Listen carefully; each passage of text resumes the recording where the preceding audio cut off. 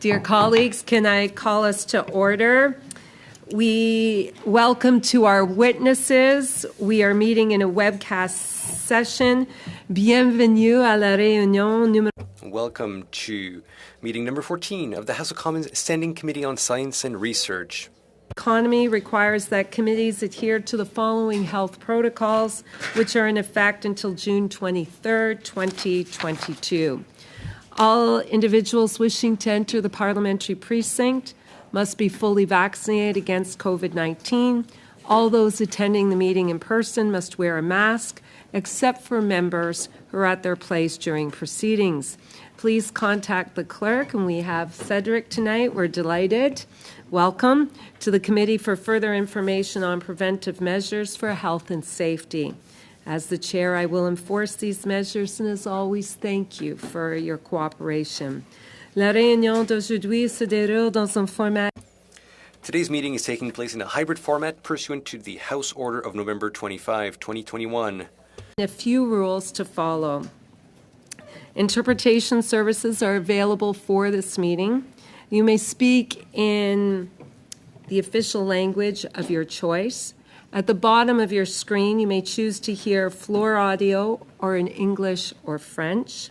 The raise hand feature is on the main toolbar should you wish to speak. Un rappel que vous devriez adresser la présidence dans tout. And a reminder that all comments should be addressed through the chair. Phones should be muted. The committee clerk and I will maintain a speaking list for all members. To our witnesses tonight, welcome. We're delighted to have you. This is a new committee, Science and Research, and this is our third study on small modular nuclear reactors. For our first of three panels tonight, we have John Gorman, President and Chief Executive Officer from the Canadian Nuclear Association, in person. Welcome. From Moltex Energy, we have Rory O'Sullivan, Chief Executive Officer for North America. Welcome. And from Ontario Tech University, we have Kirk Atkinson, Associate Professor and Director, Center for Small Modular Reactors. Each of you will have 5 minutes to speak. At the 4.5-minute mark, I will hold up this yellow card, and you know you have 30 seconds to finish. So if we could begin now with John Gorman from the Canadian Nuclear Association. The floor is yours. Welcome. Thank you, Madam Chair. First and foremost, I acknowledge that I'm joining you today from and on the traditional and unceded territory of the Algonquin Anishinaabe. J'aimerais remercier le comité. I would like to thank the committee for inviting me to speak on behalf of the Canadian nuclear industry. Canadian Nuclear Association, made up of almost 100 companies across the full nuclear energy supply chain in Canada. Our membership is keen to build upon over 60 years of expertise and experience in order to help Canada in meeting its goals for energy security, sustainability, and affordability. These goals have become even more important for Canada and other countries over these past months, following the Russian invasion of Ukraine and the resultant global energy crisis. Canada represents a viable option for strategic, low-carbon commodities to fill the gaps and ensure energy security, and nuclear technologies will help deliver on that.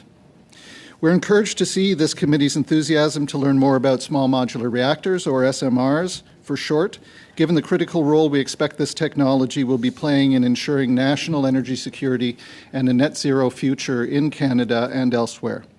Canada is emerging as a global leader in the development and deployment of SMR technologies, and we're attracting the interest of key countries around the world. Efforts to promote Canada as the future of SMRs have been coordinated between a set of key utilities. You're going to be hearing from the CEOs later this evening, and of course that's Ontario Power Generation, New Brunswick Power, Bruce Power, and Sask Power. Together with the CNA, we've created this pan-Canadian SMR initiative. SMRs are set to be a part of the clean energy efforts for Canadian provinces, including Saskatchewan, Alberta, New Brunswick, and Ontario, to meet their climate goals while enabling the reduction of carbon emissions in key sectors such as resource extraction, heavy industry, transportation, and buildings.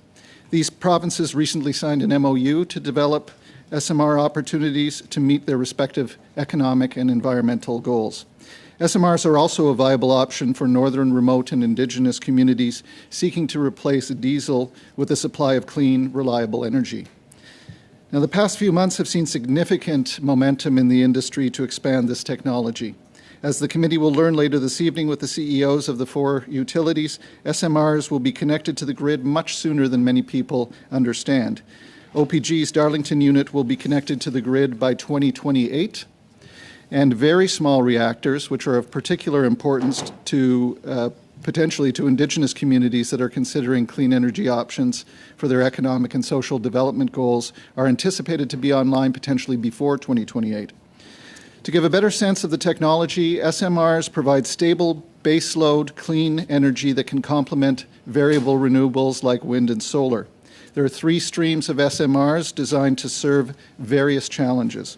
First, SMRs are a source of clean electricity, and that can help to meet the dramatic 2 to 3 times electricity generation we're going to require, as has been forecasted to 2050 in our net zero future.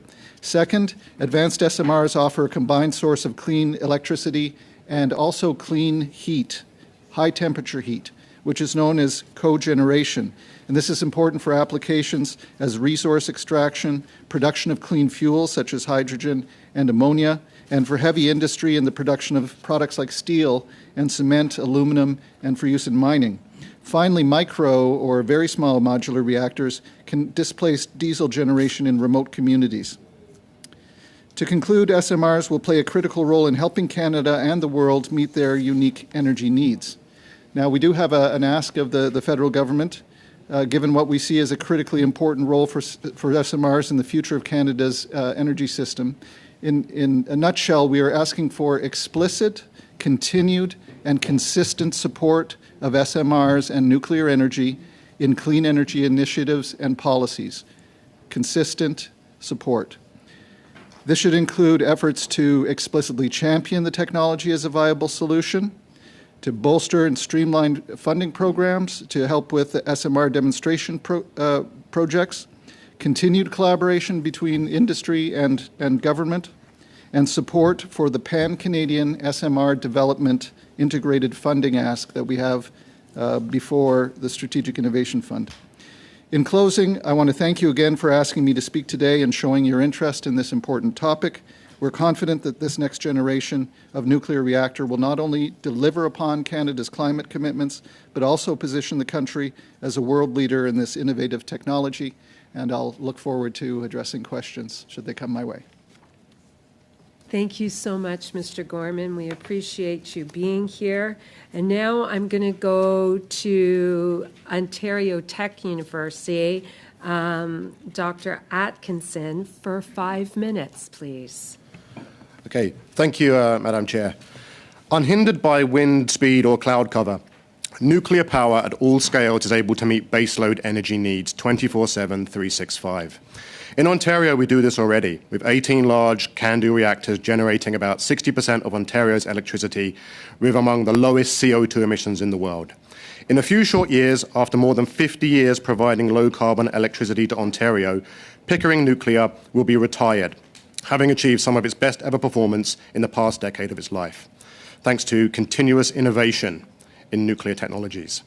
Ontario will need to replace about 15% of its electricity baseload, which is expected to primarily come from natural gas.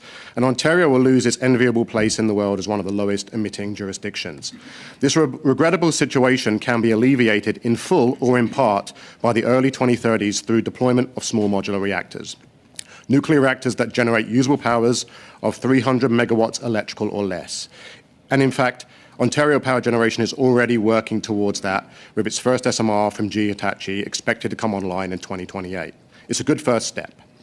SMRs can play a significant role in helping Canada reach net zero if government creates conditions that promote their deployment.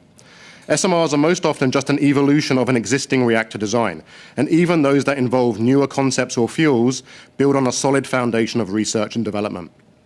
For more than 50 years, a small number of nations around the world have been designing, building, operating, and decommissioning small reactors within their naval fleets. Away from prying eyes, several of these reactor types are similar and/or of comparable thermal power to SMR designs in vendor design review with the CNSC. Moreover, in the UK, Rolls-Royce has been building light water reactors in its factories for decades. It's not magic. Canada can do this too. As one of very few Tier 1 nuclear nations, Canada's extensive nuclear supply chain is eminently capable of building and maintaining SMRs. Should we so desire, wherever you currently see a power station fueled by coal, oil, or natural gas, it is likely that an SMR or series of SMRs could be a clean slot-in replacement for it. Given they have been designed with intrinsic safety features that do not require human intervention, SMRs will be even safer to operate than earlier generation power reactors. This fact, together with their individually smaller radiological inventories, the amount of nuclear and radiological material they contain, means any consequences to the public and the environment are effectively zero should a highly improbable event happen. This makes the traditional concept of large site boundaries and emergency planning zones a thing of the past. Despite all the advantages of SMRs, it is important that advocates for them are truthful. SMRs, like all nuclear reactors, will produce a small amount of radioactive waste per energy emitted. For some people, this is a red line, but we must ask ourselves, honestly, what is the bigger risk? Is it better to generate resilient clean energy where the resultant waste volumes are small and well managed, or to emit greenhouse gases and accept the devastating consequences of climate change? There is no free lunch. The consequences of burning coal are well known, and oil and gas, while working to decarbonise through new technologies and methods, have a long road to go and may never be carbon neutral. Taken over their complete lifetimes, wind turbines, solar panels, batteries all produce waste. Some of them can cause harm. We forget this as we don't yet require the vendors and operators of them to manage waste in as costly and robust a manner as the nuclear industry. It is not a level playing field. Fortunately, we have over a century's worth of knowledge in health physics and radiation science and have been applying it to the safe storage of nuclear waste since World War II. Being an early adopter of SMRs, Canada is in an ideal position to become a world leader in developing lucrative, new and novel technologies for management of SMR wastes. The post-pandemic recovery, along with recent events in Ukraine, have both demonstrated the fragility in the global energy market. Nations with malintent are now able to hold their neighbours hostage through threats of turning off their supply, whilst driving up the price of gas at the pump here in Canada. SMRs provide energy security whilst creating high-skill, high-paying jobs. In Saskatchewan, we are blessed with the abundant uranium reserves needed by SMR vendors across the Western world. In Alberta, oil and gas workers can be assured of long-term job security by reskilling for the SMR-generated process heat economy in hydrogen and alternative fuels. Our coastal provinces could become pioneers in desalination technologies that may be exported to water-scarce countries. And particularly close to my heart, given shipping is essential to global trade, we are also a major emitter of greenhouse gases. Shipbuilding provinces in Quebec could become powerhouses in nuclear propulsion by tooling up shipyards to install SMRs in ships that other nations recognise could propel a green revolution in shipping. Clearly, to embrace this once-in-a-half-century opportunity requires a much larger workforce than exists now, along with new skills and knowledge. Ontario Tech University, home to Canada's only undergraduate programme in nuclear engineering, stands ready with our colleagues at universities and colleges across the land to deliver this education and training. In tandem with this, demonstrated commitment to new nuclear from government in the long term will give confidence to our young people when making career choices. To date, the government has been very proactive in empowering NRCan to develop roadmaps and plans and in providing innovation funding to vendors for their design work. But leadership needs more. It's not a question of if Canada should embrace SMRs. Dr. Atkinson, I'm sorry to interrupt. The worst part of this is having to interrupt when you're giving your testimony, but I know our members will follow up with questions. Thank you. We are now going to go to Mr. O'Sullivan, and I do have to say they're having technical difficulties. It's not possible to use the headset provided. So we will try, but we have to have bilingual. This committee has to have both official languages. So if we can't hear him, unfortunately, we won't be able to continue with the testimony. Mr. Sullivan, let's give it a try. The floor is yours. How is the sound here? Can you hear me okay? Like this? Yes, I think. Okay, I'll continue on. So thank you, Mr. Chair, members of the committee, for the opportunity to appear today. Mr. Sullivan, sorry, if you can give me a second. No, the interpreters cannot hear him. Mr. Sullivan, I'm really sorry to say this. The interpreters cannot hear you at all. Really? I'm really sorry. That's why that has to be the headset provided. Okay. Are you going to try it one more I'm sorry to time? keep you waiting. I just try the headset. Cedric? Oh, we almost heard you. This time, just do a final test. Hello, if I speak loudly like this, Can the is interpreters this hear? okay? Can you Hello, put hello, your hello. Can you, Just speaking. Mr. O'Sullivan, can you put your mic closer to your mouth, please? And it's slightly Certainly can. above, slightly above by like a mustache. There you go. How about this? Can the Is that good interpreters enough? hear that? Hello, speaking like this. Is that okay? No, we're good to go. Terrific. Okay. This Okay, has great. been a bit of a work in progress. Mr. Sullivan, Yes. welcome. The floor is yours. Thank you. Sorry, we did all the tests, but here we are. So yeah, thank you for the opportunity to appear today. I'm coming to you from St. John, New Brunswick, which is a traditional. Multex is developing a suite of reactor technologies, including a stable salt reactor waste burner, or SSRW, that uses recycled nuclear waste as its fuel source. A waste to stable salt, or WATS, facility for recycling nuclear waste, and grid reserve thermal energy storage tanks so our reactor can act as a peaking plant to complement intermittent renewables. Multex was founded in the UK in 2014. In 2016, we analyzed all the places we could deploy our reactor technology and decided Canada was the best option. In 2018, we were selected by MB Power from among nearly 100 applicants to deploy our technology in New Brunswick, with the goal of demonstrating first-of-a-kind units next to the Pointe-le-Préau nuclear generating station. That year, we moved our head office to New Brunswick, where we've been focused on design and R&D. We've developed meaningful partnerships with First Nation groups and built a great team that we're very proud of.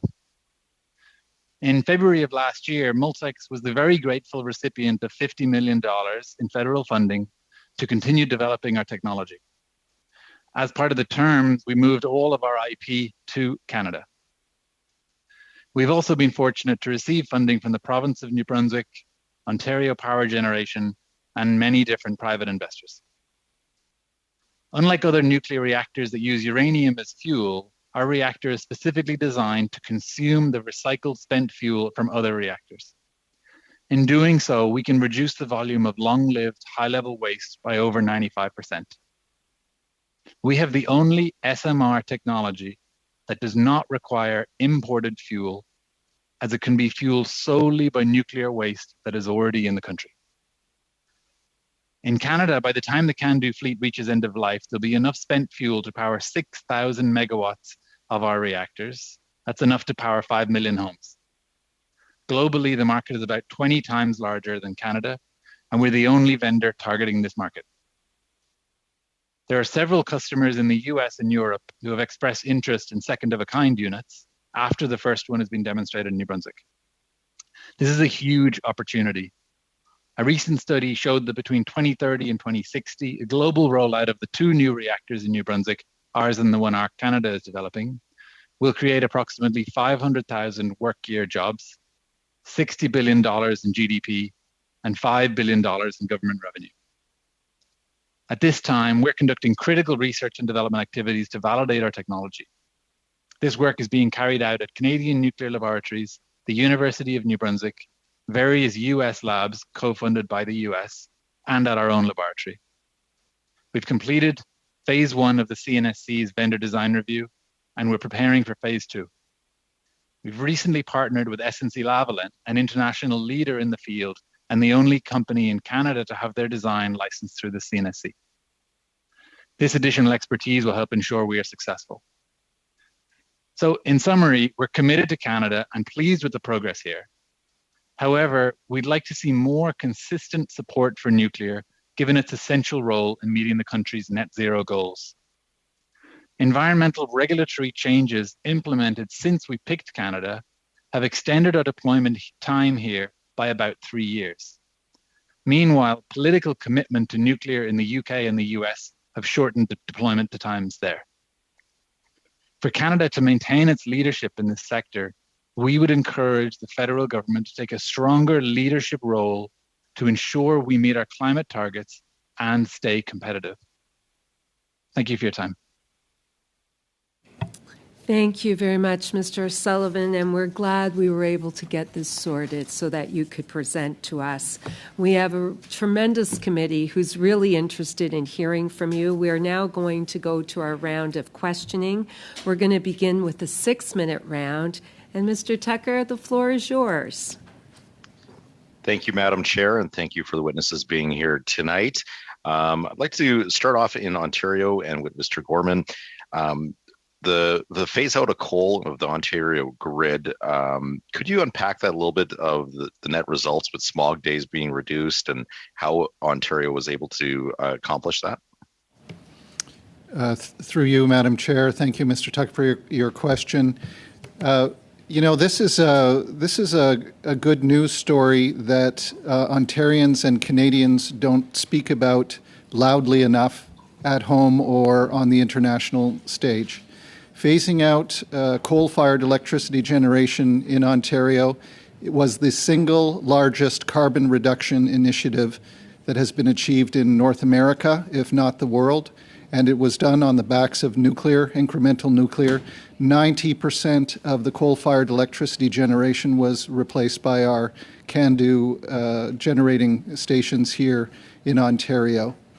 So, when we look at the pure amount of clean electricity that is produced 24/7 as baseload power, as a viable replacement for coal-fired electricity, nuclear can't be beat. And if I may just say one additional bit of information, in the United States and increasingly here in Canada, there is a very important initiative underway called Powering Past Coal, and that is looking at the ability to take both conventional reactors and the developing small modular reactors and actually place them on site where the coal-fired generating stations used to be, and enabling the same sort of economic job profile and benefits, but using clean power instead of coal. It's a very exciting trend that we're seeing worldwide. Absolutely. And it's a concrete steps that if we want to actually reduce emissions, we have lots of virtue signaling from some people about what it'll take to actually reduce emissions, and nuclear has proven that in Ontario for everyone to see. But I still run into environmentalists, like not the normal environmentalists that are concerned about climate change that want to reduce it, but the extreme ones that are still not excited about nuclear. What would you say to these extreme environmentalists in that regard? Through you, Madam Chair. Thank you again, Mr. Tucker. I've been with the nuclear industry now for 3.5 years, but my history of over 2 decades in electricity has been in the renewables space, specifically as a developer of solar projects, sitting on boards with utilities, helping guide renewables, Canada's representative to the International Energy Agency for solar, and as the head of the Solar Industries Association for 7.5 years, where I worked with my colleagues to merge wind and solar association. So I'm a big proponent of intermittent renewables, wind and solar. But I have to say, when I started in solar over 20 years ago, we were at 36% non-emitting electricity on the world's grids.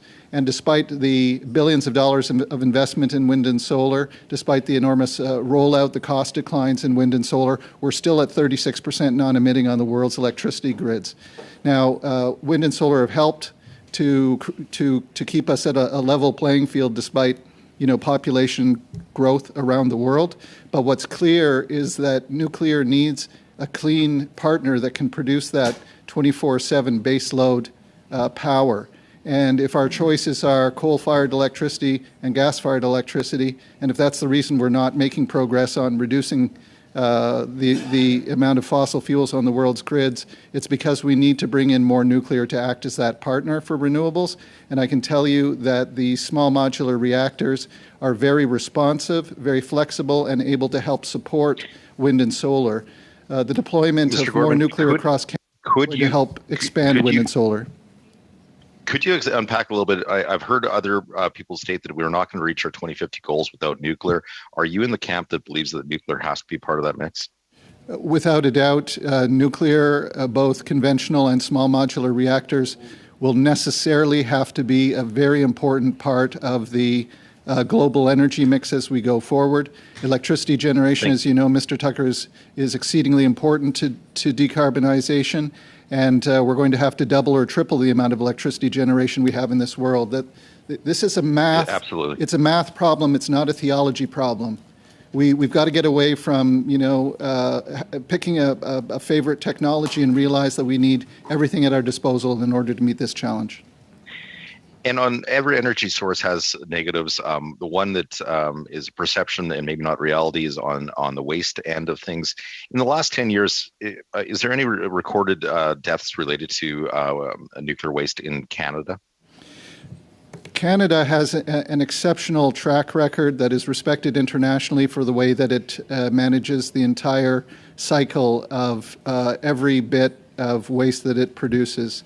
And I'm not aware of any fatality from handling the waste here in Canada or indeed around the world. There's a reason for that, Mr. Tucker. It's because managing spent fuel is straightforward, and the nuclear industry takes it very seriously. We produce very little waste, and we can account for it all, and we prepay for its safe storage and management. And what percent of that waste is actually used, or the uranium that's the energy that we remove from that sorry, nuclear? Mr. Tucker, I am sorry. Maybe, would you like to ask for a written response? Just a written response on what percent of energy is left in the waste after the plant. Thank you, Mr. Tucker. Thank you. And now we'll go to Mr. Collins for 6 minutes, please. Yeah, thanks, Madam Chairman, and thanks for the witnesses for appearing this evening.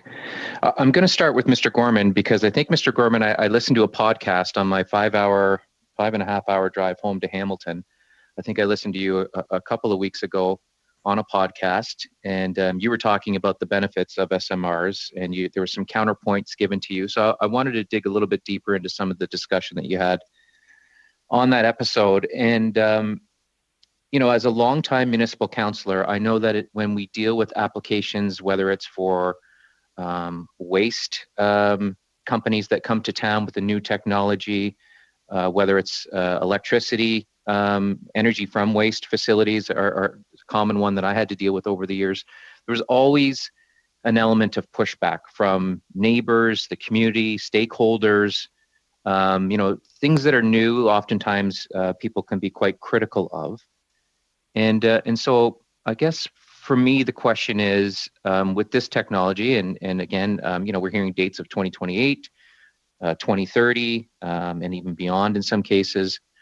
So I think the counterpoint to you that day when I listened to that podcast was that SMRs were an expensive science experiment. I think the lady that was on with you referred to them as. And I think some in the community might go down that path at some point in time. So my question to you is, what role does government play from an education standpoint? So at some point in time, you'll be dealing with stakeholders.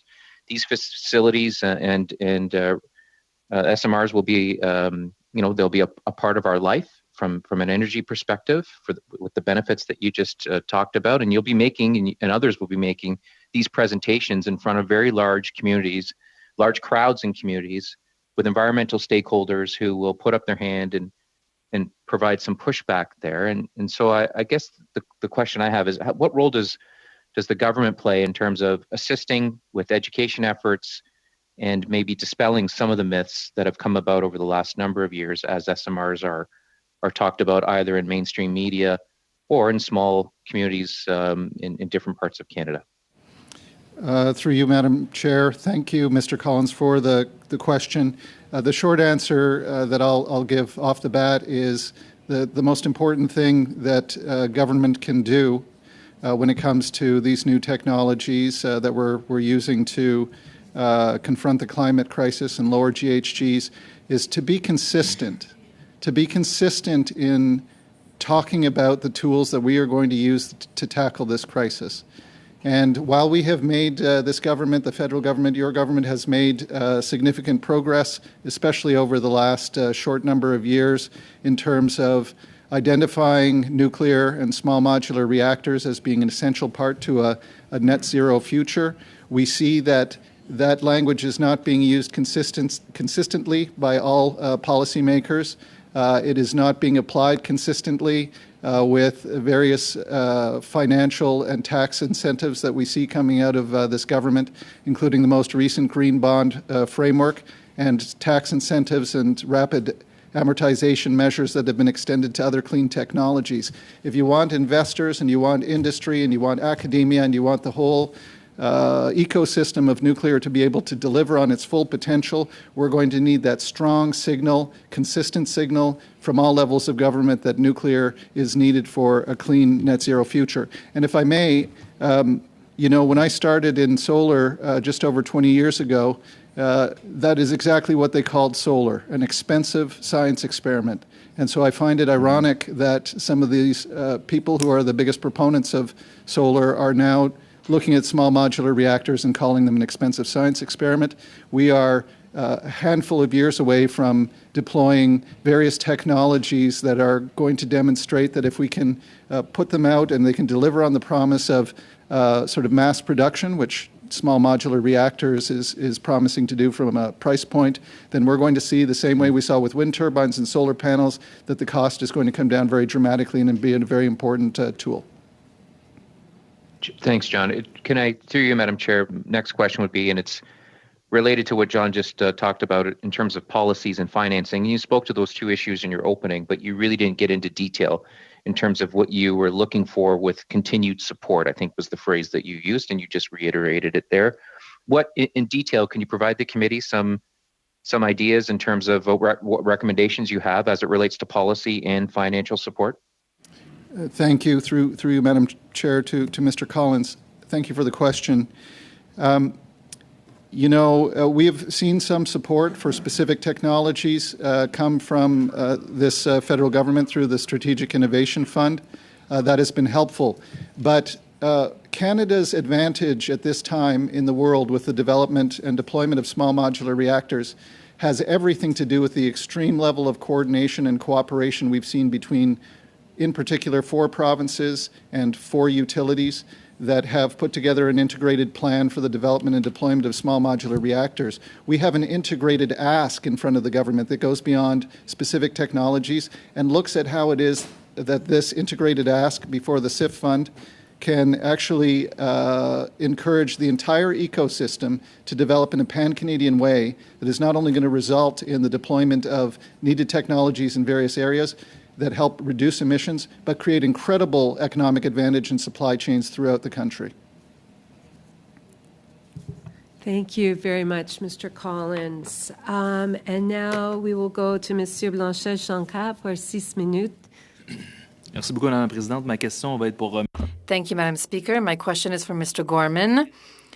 Canada is aiming for carbon neutrality by 2050, and many promoters of SMR state that this technology will allow us to reach this net zero goal. But the technology of SMR still seems quite far from being ready to be marketed. It seems quite a few years away from that. So the very first SMRs are planned to be deployed at the end of this current decade, so we're still quite far from being able to deploy a large amount of energy within the Canadian grid.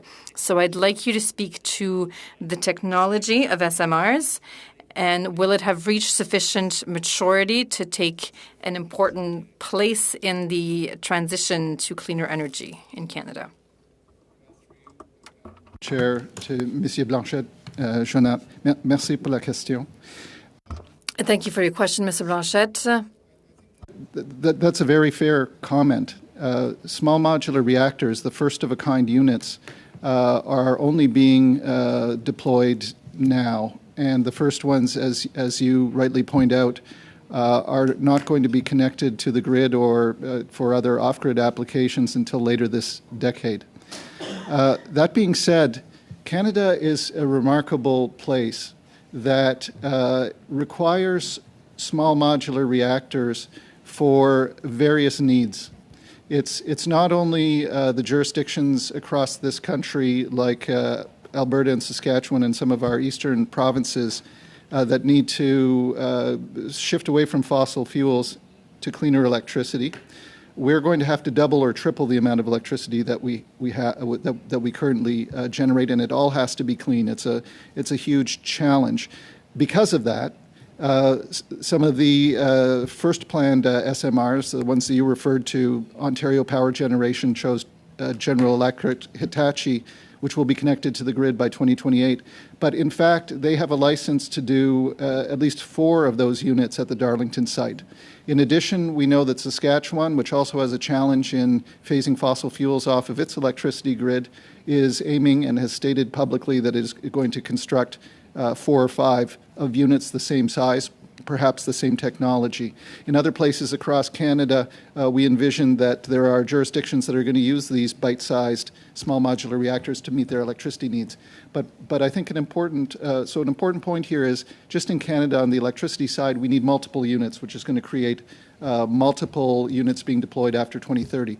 But on the heavy industry side, steel, cement, mining, the high temperature heat that's going to be needed to decrease GHG emissions, that's where you're going to see some of these other technologies, some of which will be available even before 2028, are going to be deployed in multiples again. So we do have a challenge leading into 2030. That's where we need, we need more wind, we need more solar, we need more storage, we need to deploy it as quickly as possible. But we also need to be looking beyond 2030 into the massive challenge of doubling or tripling the amount of electricity we have. We need to be able to look at reducing GHGs in heavy industry, cement, steel, et cetera, oil and gas. And that's a challenge that's going to last beyond 2030 into 2050. So, yes, everything that's on the table, everything that's coming. Je vais intervenir parce que le temps file. I'm just going to speak up since time's getting away from us. So thank you for sharing this. I just want to set the table on this technology, which is not quite mature, not quite ready. We have this carbon neutrality goal by 2050. And we want to invest in this technology, which is not quite ready to be marketed. And this may allow us, according to certain arguments in favor of this technology, to reach our goal of carbon neutrality by 2050. And I just want to understand, what are the advantages of developing this technology, which is not quite yet mature, not in operation, versus renewable energies that are already mature and already possible to use? Chair, is that we need absolutely every clean energy technology that is on the table now. So conventional nuclear, water, solar, wind, short-term battery storage, which is available now. We have to deploy. But we also have to recognize that there are technologies that are going to be available later this decade, and then scaling up through 2030 to 2050, which are going to help us, out of necessity, be needed to meet those net zero goals. And that includes adding small modular reactors. It includes bringing on hydrogen. It hopefully includes bringing on board long-term storage. So, the short answer again is this is about math, not theology.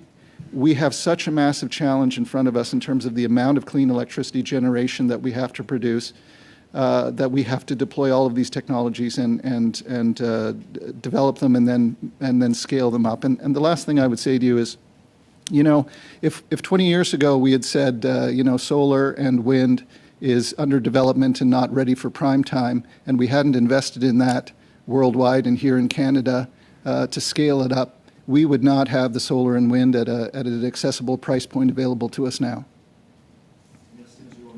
Merci. Je veux revenir sur votre allocution de départ. J'ai entendu des mots positifs, bien sûr, sur cette technologie-là. Que c'est... Thank you very much. Of course, I know that this is reliable, but is it safe? Can you talk to us a bit more about this issue of the potential of plutonium and uranium, enriched uranium and plutonium in the small reactors? I know that the concentration will be higher than in the traditional reactors. What is your response? Jean-Cat, I'm sorry. Perhaps you might Merci, Monsieur Blanchet-Jean-Cat. We'll now go to Mr. Cannings for 6 minutes, please. Well, thank you, and thank you for the witnesses to be here. And I must say, it's nice to have witnesses in person here.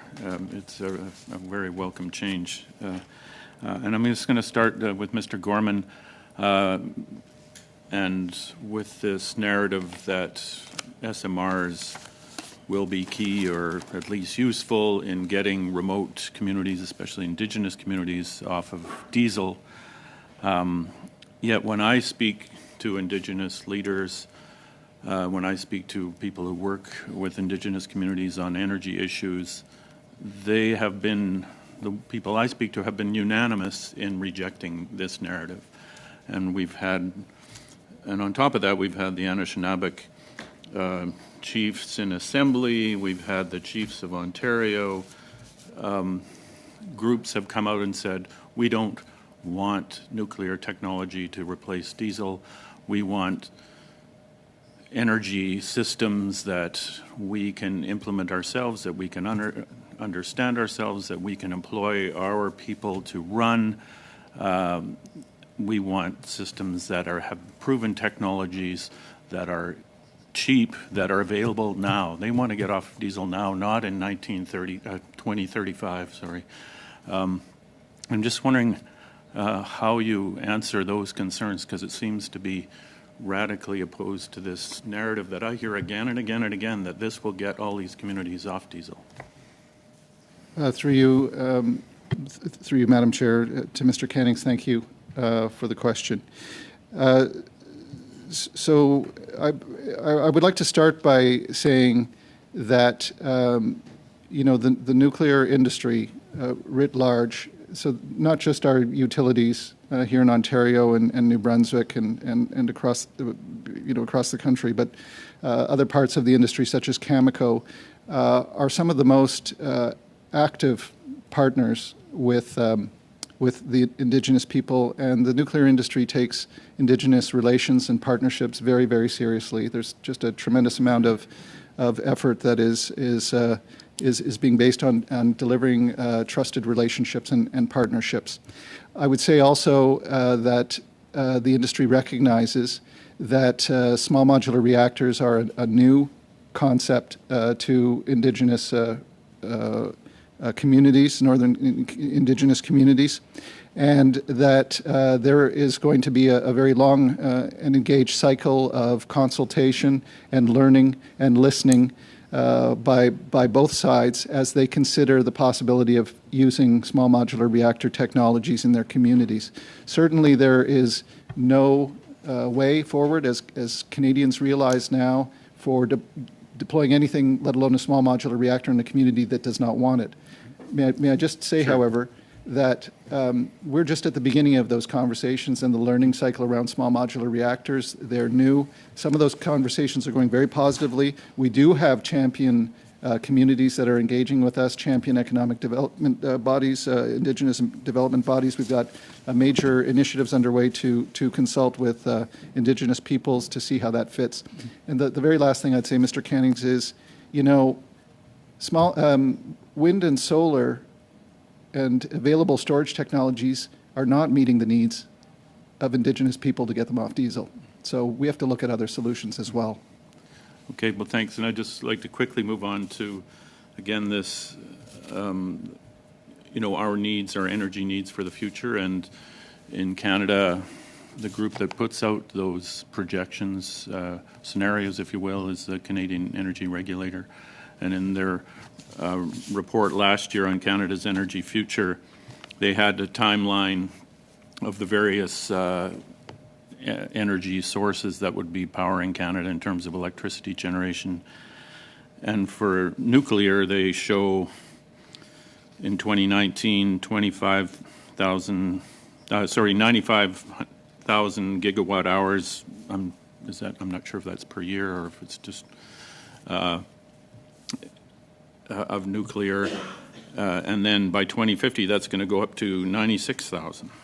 So it's a gain of like 500 megawatt hours, which is, to me, doesn't sound like a huge increase, whereas opposed to their projections for wind going from 32,000 to 188,000. So it would be twice as big as nuclear by 2050. Solar going from 2, which is, as you know, solar far better than anyone else in this country probably, going from 2,000 to 62,000 by 2050. So, you know, here are the experts projecting ahead for nuclear, showing basically a stagnation, and yet these other energy sources showing dramatic increases. Just if you could quickly comment on that. I will. Thank you, through you, Madam Chair, to you, Mr. Cannings. Again, thank you for the add-on question.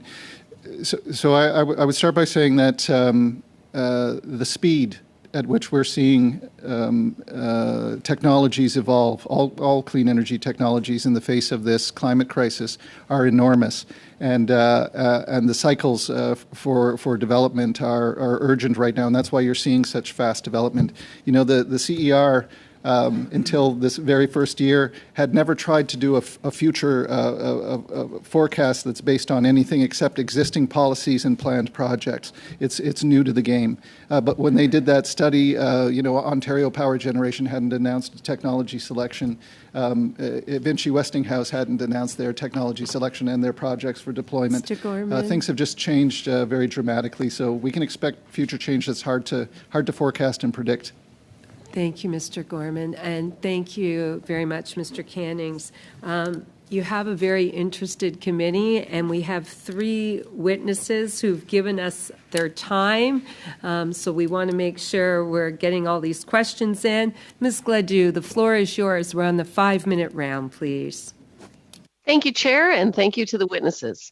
I want to start with Mr. O'Sullivan. You talked on a topic about the extended time of deployment by 3 years. The finance minister, the former finance minister, has mentioned that Canada needs to become more competitive, and some of the regulatory burden that's in place is hampering that. Could you detail some of the regulatory things that caused this delay in your deployment?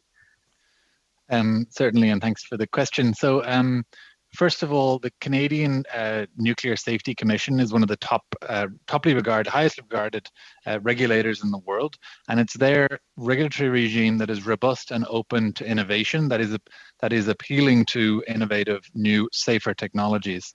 The one that I'm referring to is the Environmental Impact Assessment Act change that has increased the timelines for large infrastructure projects. Some That's of the T69? Yes. Yes. Some of the SMR project, or the smaller ones, are exempt under that license. We have 2 mega projects, the waste recycling facility and the reactor, so we're firmly in that, and it is a challenge. It seems to be a very long process. The steps in it make sense and are required, but it's a long time. Very good, thank you. And a question for Mr. Gorman. Ontario is anticipating having brownouts because the nuclear upgrades and the expansion at the nuclear plants here hasn't gone along schedule. And so they're predicting brownouts as early as 2024. Will there be any concrete commercialized SMR technology that we could put in place to address that? Through you, Madam Chair, and thank you, Ms. Gladue, for the question. You're right. The Pickering nuclear plants are scheduled for retirement sort of mid-decade. And, you know, given the amount of electricity that they produce, it's going to be a tough gap to fill. And small modular reactors, even these first ones that Ontario Power Generation is bringing to Ontario to connect to the grid, will not be available until after that point, until later this decade. So, you know, we are facing a demand for electricity that is coinciding with the Pickering plants coming off, and that demand for electricity is growing. So it is a real issue. Of course, you'll have the CEO of Ontario Power Generation to talk about the plans for bridging that for bridging that, a strategy for bridging it. But I will just, if I could, a little side note here, say, when we talk about doubling or tripling the amount of electricity generation that we have in this country to be able to fuel switch and electrify things like, transportation, electric vehicles, etc. People have a hard time getting their head around how much electricity that's going to take. But I'll give you an example. I was speaking to the CEO of one of the steel companies in Ontario that is going to install an electric arc furnace to power its furnaces. That one company alone is going to require more than a gigawatt of additional electricity just to power its own operations. This future that we have in Canada in terms of not only creating enough electricity to replace fossil fuels, but to be able to switch these industry players through high temperature heat and electricity away from fossil fuels is just going to be enormous. We've got to start deploying quickly. Good. Very good. And a question for Mr. Atkinson. What can the federal government do to accelerate the commercialization and the actual production of SMR units? Okay, thank you for the question. To accelerate these technologies requires not just a commitment, but some amount of significant investment to allow the capabilities to be put into place. But one of the capabilities that is often overlooked is actually the workforce to be able to do the work to make these things happen. And that right now is something that we are probably quite behind on, especially when we look further to the west of the country, where we know that in Alberta and Saskatchewan, the expertise in nuclear does not yet exist. It resides pretty much in Ontario and New Brunswick and a little bit of legacy knowledge in Quebec. So unless we address that aspect, nothing else is going to come through quickly enough, or we're going to rely on other nations to provide into us. Thank you very much. Thank you so much, Dr. Atkinson, and thank you, Ms. Gladue. We will now go to Monsieur Lauzon. The floor is yours for 5 minutes, please. Thanks, Madam Chair. J'aimerais remercier tous nos témoins. I'd like to thank all our witnesses today, Mr. Gorman, Mr. Sullivan, and I would like to thank you for being here in person. I have a first question for Mr. O'Sullivan. You piqued my curiosity about nuclear waste, about using that as a raw material. Is this technology well developed now, and what residue, what waste is left after you use it? Thank you very much, and thank you for the question. It is a technology that we are developing. It is new. It is innovation that we're developing here in Canada. So a lot of the work we're doing to validate it is going on, as I said, in the Canadian Nuclear Laboratory to verify the science and ensure it can happen safely. The main product that's left behind, the biggest volume, is instead of the can-do bundle about this size, which is currently high-level waste, the main residual waste is the uranium. And it's no longer high-level waste. So in the can-do bundle this size, there's a very small amount of high-level waste inside of it, makes the whole thing radioactive for a long time. We can take out that small bit of long-lived waste, use it as fuel, and the 99% that's left is essentially almost natural uranium that can be disposed of much more safely and easily. We'll still need the deep geological repository that Canada is looking at building at the moment, but hopefully we can make their job easier by making it smaller and simpler. And lastly, as we develop the process, we're working with the Canadian Nuclear Regulator to make sure this is all done to the highest standards. There's also an international regulator, the International Atomic Energy Agency, that we're working with who monitor the safety of this process. All right, thanks. Can you give me a short answer for the next question, please? That's great, but I have a couple of questions. Comment ces déchets nucléaires? how can the nuclear waste that you have, how can science help you to use it better? And how can science help you undertake research to find short-term solutions for the disposal and use of this waste? The fundamental science was based on from experiments done across the US laboratories over the last 20, 30 years. And then we have taken that existing knowledge and amended it specifically for Canadian spent fuel, CANDU spent fuel, and made our own changes, and we have our own patents filed to improve the process. Question, Monsieur Atkinson. And you've spoken to us, Mr. Atkinson, about the generation. And I'm familiar with the coal generation and the old coal generation. And when you talk about reducing waste, and if we have to choose between nuclear waste and the environment, you talked about that. We have to choose between the two. And in your research for net zero, do you have a timeline for how long will it take before we don't have any choice? And do you have a short and medium term plan for this? About in comparison with other energy sources and nuclear, obviously we know that in the long term, to dispose of nuclear fuel, unless we use a technology such as Moltex, we will need a repository to store this. We can't get around that part.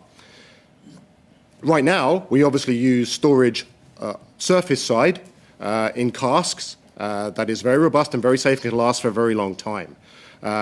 And my point about waste more generally was that when we consider other forms of energy, we're not considering the risks that large-scale solar and the production of minerals for a lot of the other different technologies are doing to the world. We worry so much about the radiation side, we forget about the toxicity. Now I have a question for Mr. Gorman.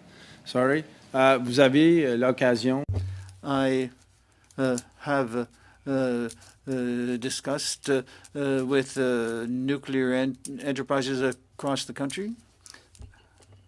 Oh, that's it? I'm very sorry.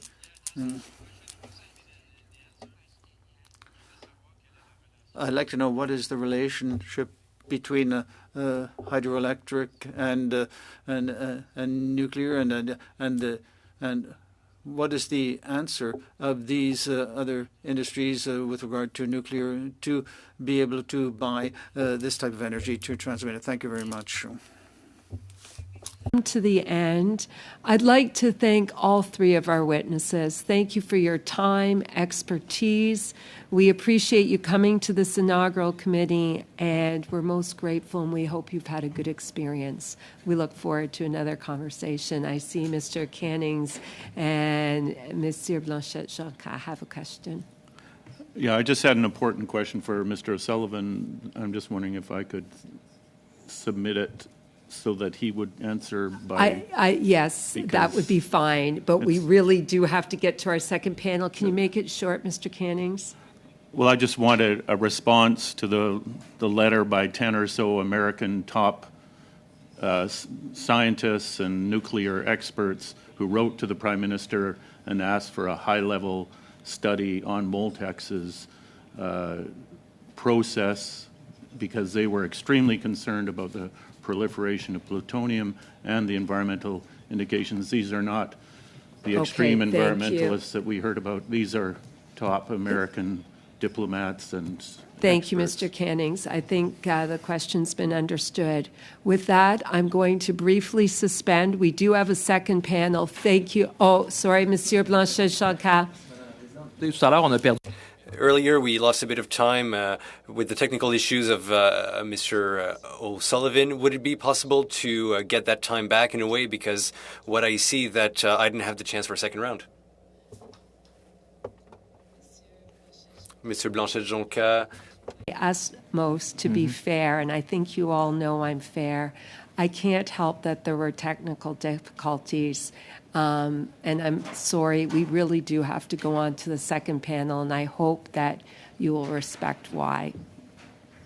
Thank you. We will briefly suspend. Suspend it.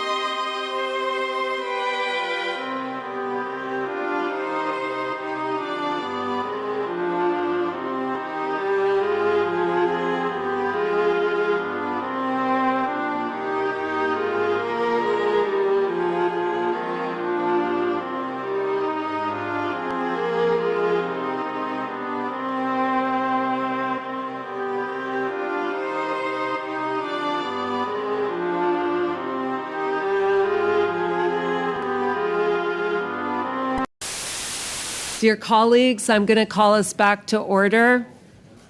We have 2 more panels to get through.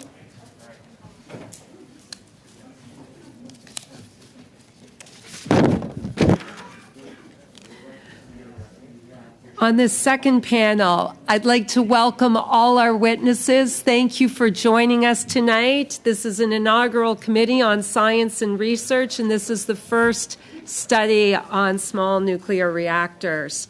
So, first we have from Bruce Power, Michael Renchek, President and Chief Executive Officer. Welcome.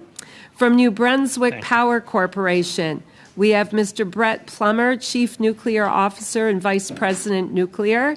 And from Ontario Power Generation, we have Kent Hartwick, President and Chief Executive Officer.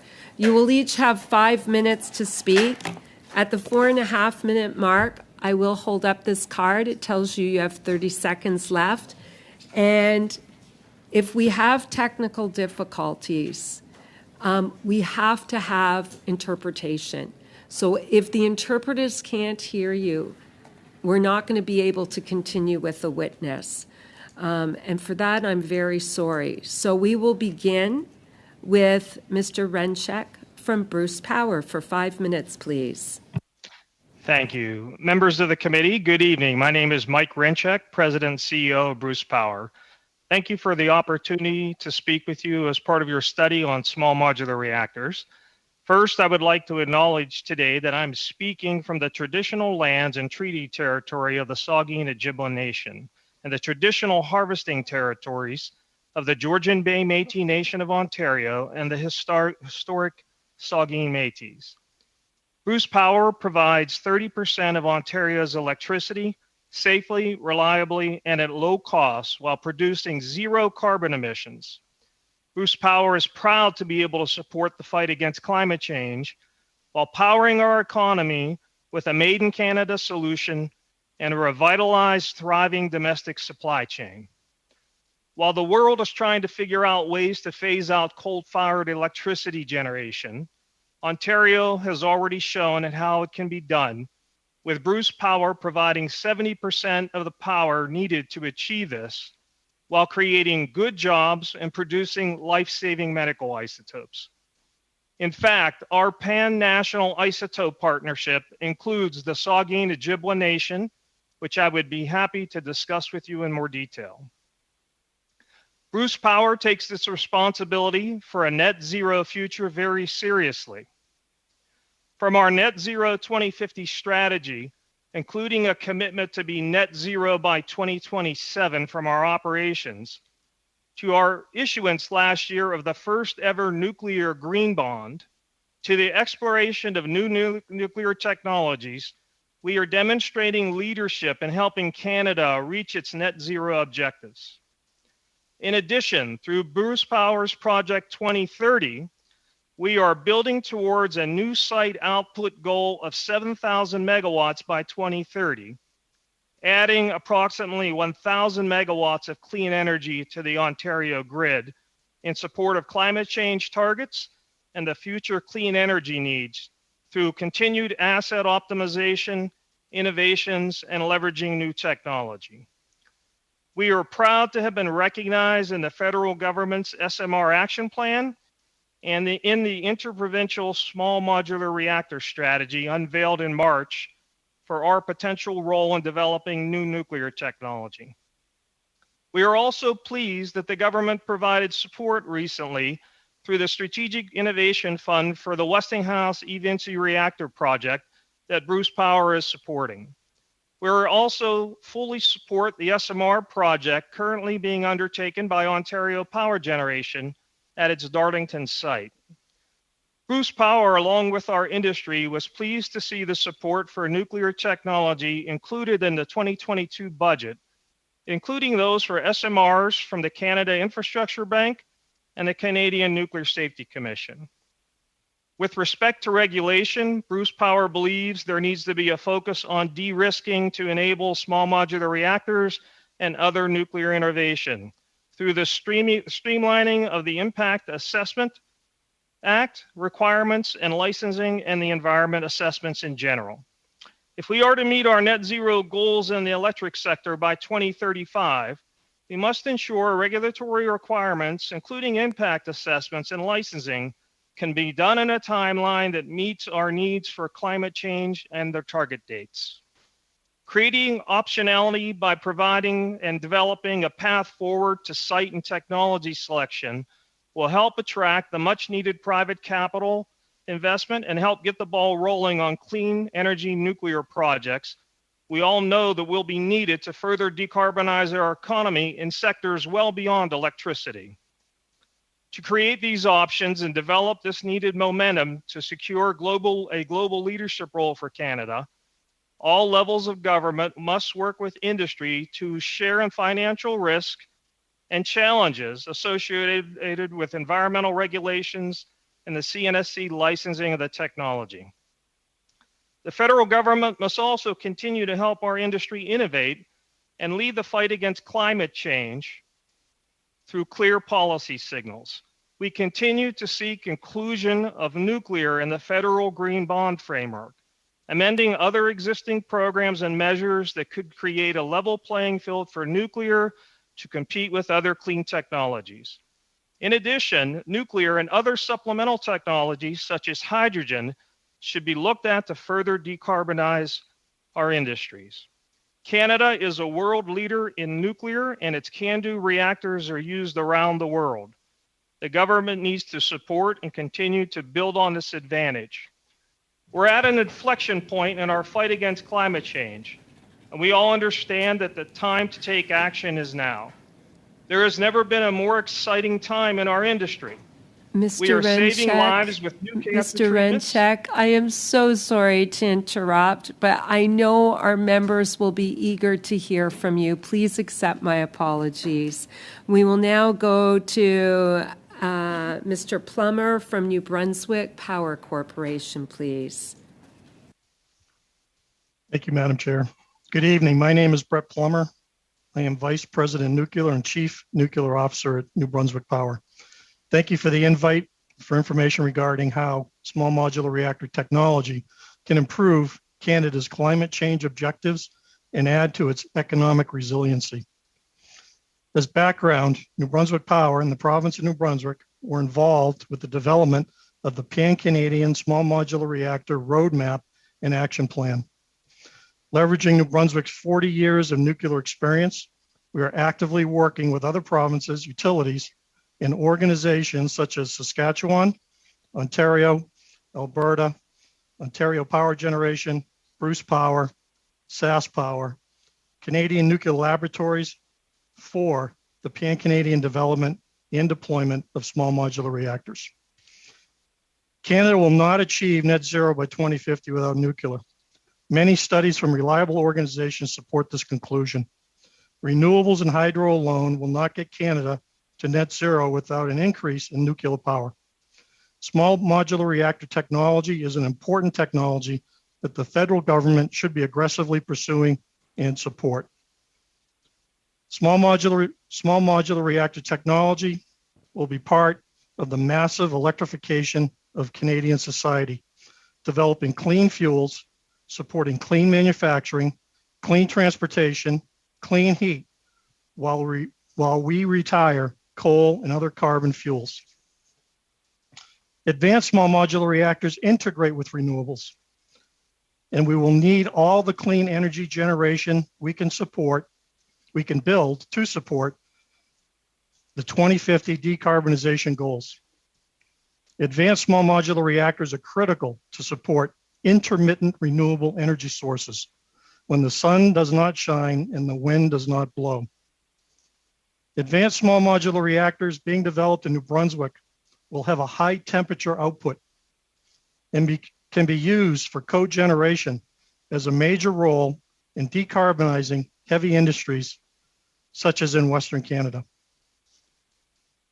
Canada can broaden the nuclear supply chain to build new opportunities in Eastern and Western Canada.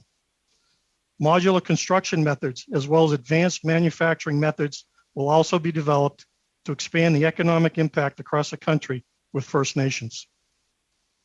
By virtue of Canada being an early mover in the development and deployment of SMR technologies, opens up the larger market opportunities beyond Canada to assist with global efforts to decarbonize. This is a present opportunity that can be lost if SMRs are not supported.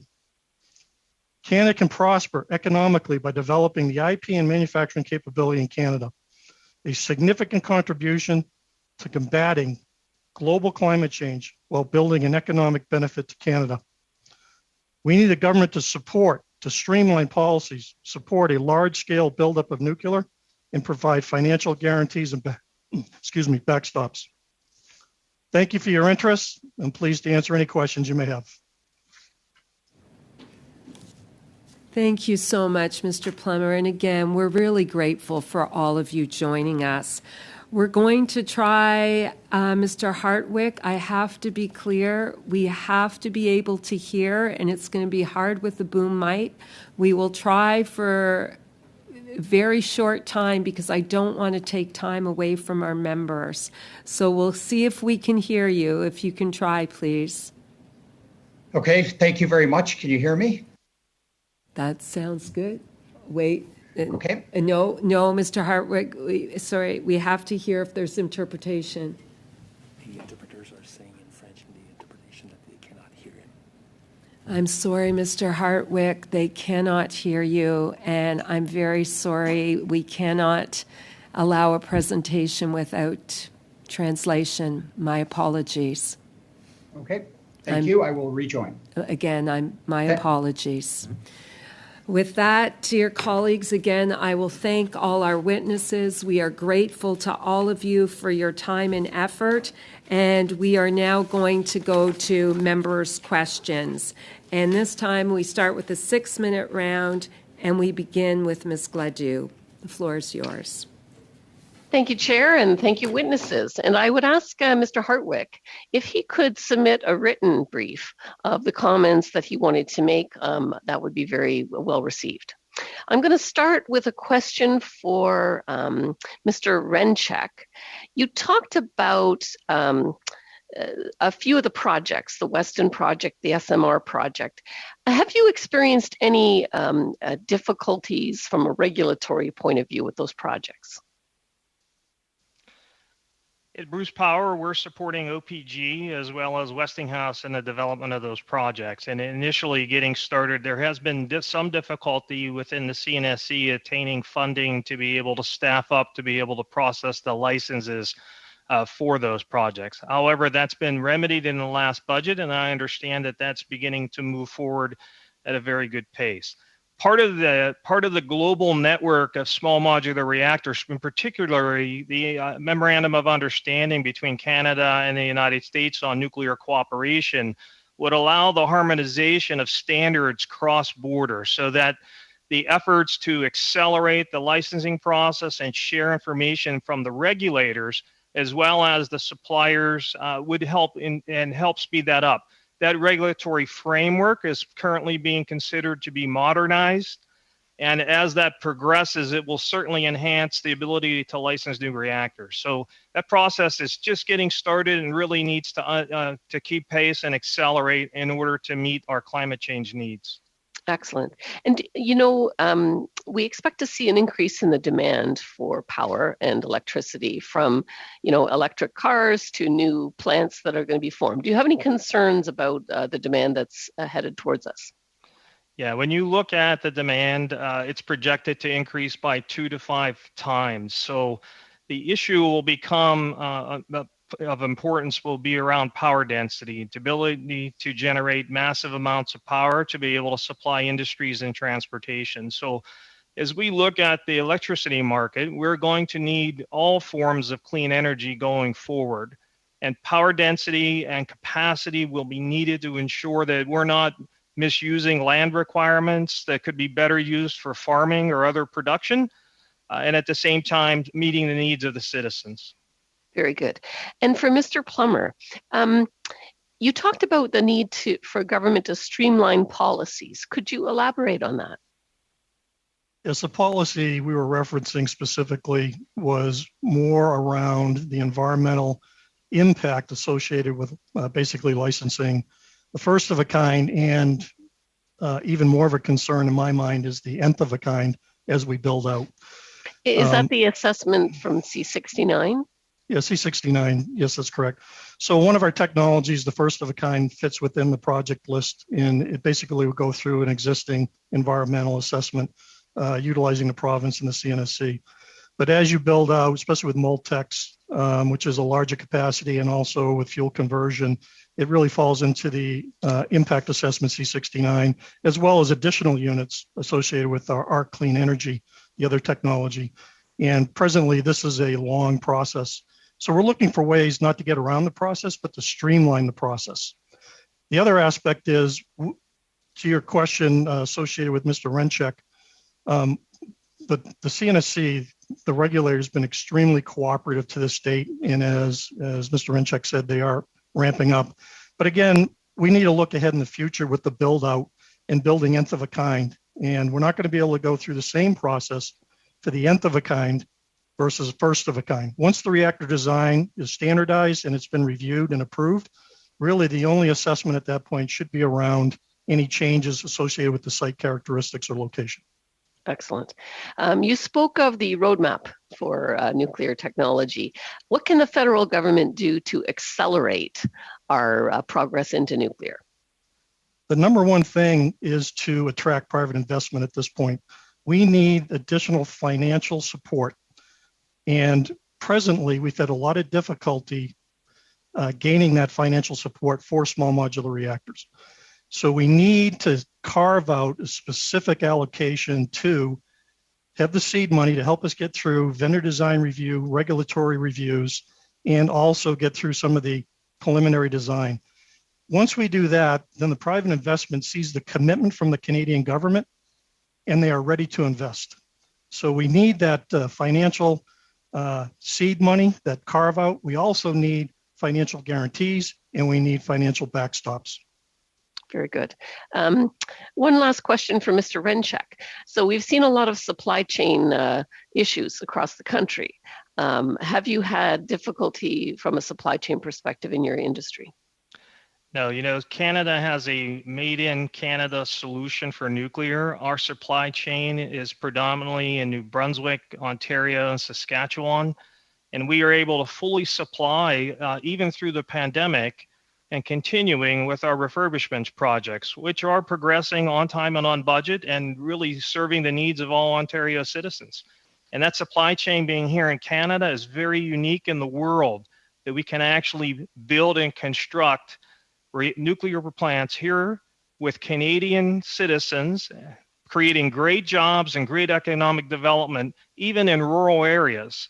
And it's just a fantastic opportunity for jobs. As an example, over the last several years, Sorry, Mr. Renchek. 21,000 applications Sorry, for Mr. 1,000 Renchek. positions. Mr. Renchek, I'm going to have to interrupt. Tremendous. I'm sorry. Ms. Gladue, thank you so much for the questions. And colleagues, I would just, we do our best to be fair to members and all our witnesses. So if you would like to invite Mr. Hartwick back, members, that's an option.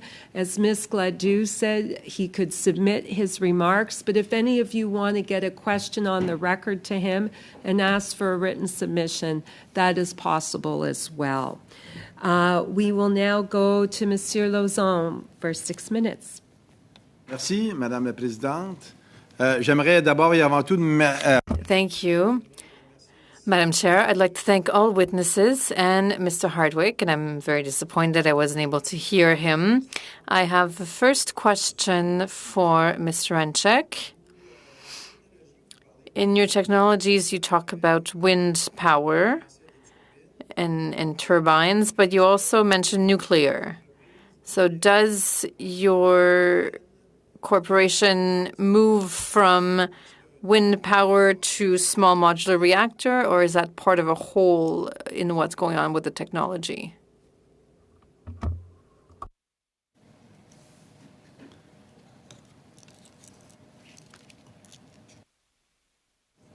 You're on mute. We can hear you. Who are you trying to reach, Monsieur Lauzon?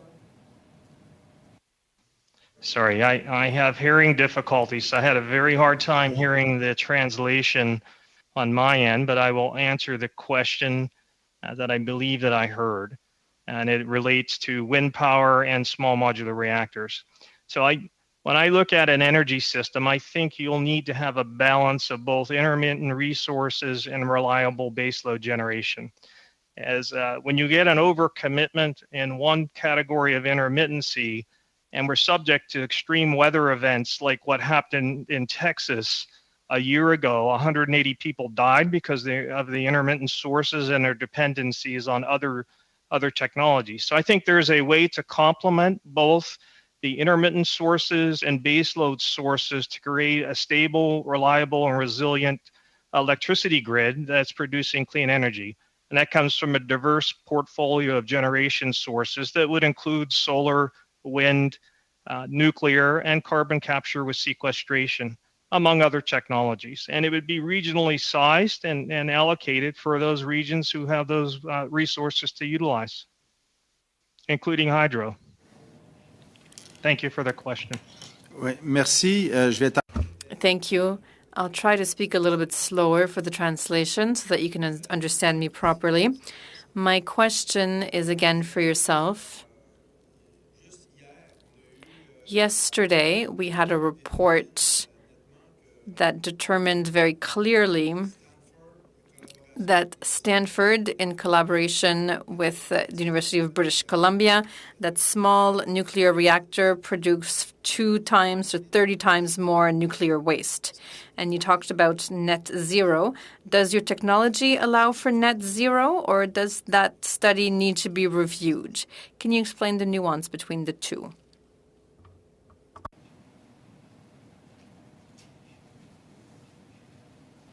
Again, was that question for me? I'm having a very difficult time hearing. If it is, I can answer that question. First, no, I can repeat it very fast if you want.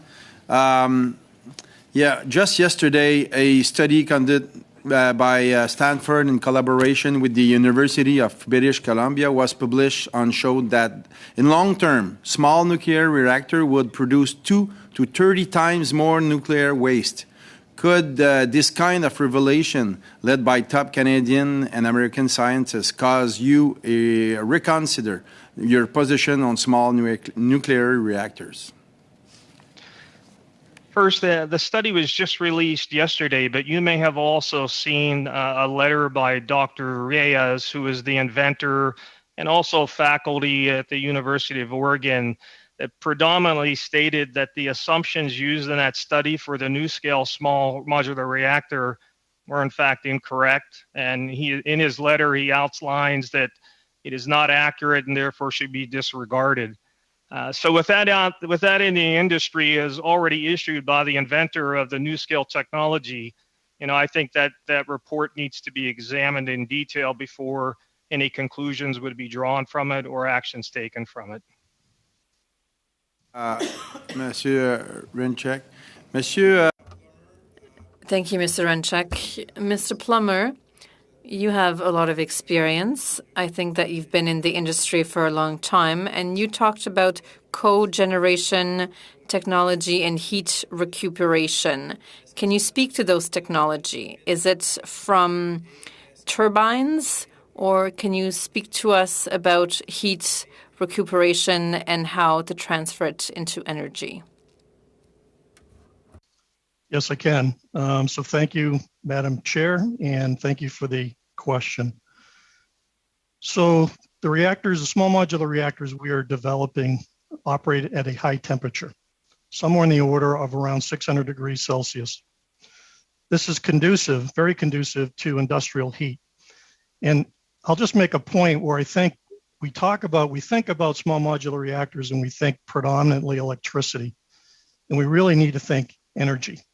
And then we think solar, wind, nuclear. We really need to think about the integration of all this energy into energy packages, energy farms, because of the intermittency of the solar and wind, and basically the backstop with nuclear. But this high temperature from nuclear can help generate hydrogen, ammonia, which is a hydrogen carrier. It can also be stored in solar salts, and you can store a tremendous amount of energy So you can help take care of the peaks on an electrical grid. You can also take advantage of when the wind is blowing and the sun is shining to use that energy as you see fit and to store it potentially.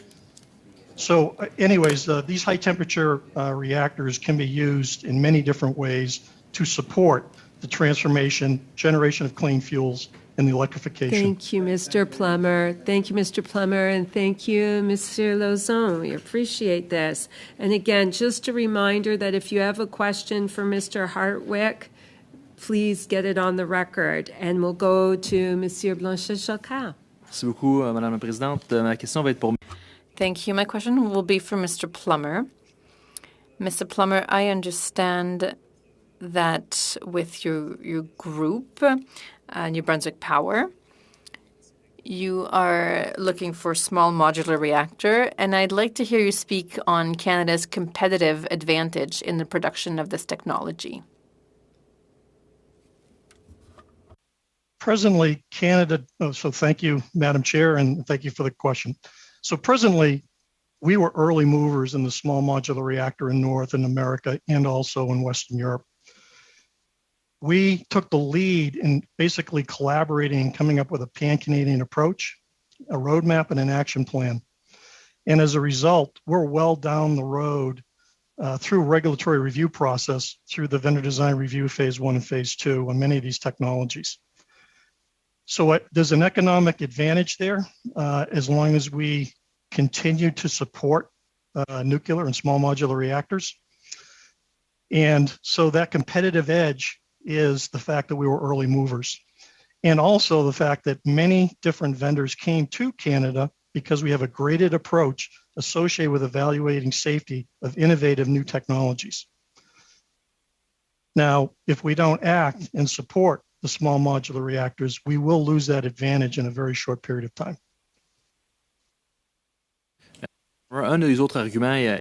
One of the other economic arguments we hear often is the standardization and the large-scale production of SMRs.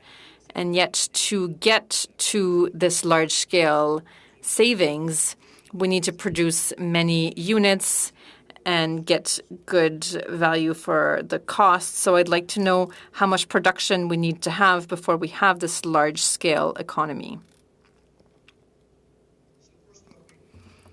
Thank you, Madam Chair, and thank you for the question. We will need a standardized design. These are small modular reactors. They're very simplistic. They will not require the staff that's on some of the larger safe operating units that we have. So, but we do need a standardized design. They will require some kind of support center for all different activities to minimize the cost. So it is a fleet concept, and we will be manufacturing with advanced manufacturing technologies. Again, these are small modular reactors, so these components can be built in a factory, standardized with quality assurance to eliminate some of the issues that we're seeing around the world with large-scale nuclear build-out associated with taking design and turning it into the actual components or assembling the components or the integration in the field. So there's a tremendous advantage there. What we will need to do in order to have this build-out is we're all working towards getting the first of a kind. We will have to make sure that we do the preparation for the nth of a kind so that once we prove the technology through the first of a kind, we are ready to execute through the supply chain in manufacturing to support the nth of a kind. We've done supply chain studies in New Brunswick. We are working with basically organizations within Canada to make sure we understand what's ahead of us from a manufacturing standpoint. Merci, Monsieur Plummer. Est-ce que vous pouvez nous dire exactement? Thank you. Could you also tell us how much production of SMR needs to be done to achieve rentability? Well, thank you, Madam Chair, and thank you for the question. We will need a tremendous amount of energy. You've already heard testified, we're going to need 2 to 5 times the existing energy that we have. And this will be a combination of all of the above. And a lot of it will be local, provincially driven of what you have for an advantage within your province. For example, Quebec is blessed with hydro, so is BC.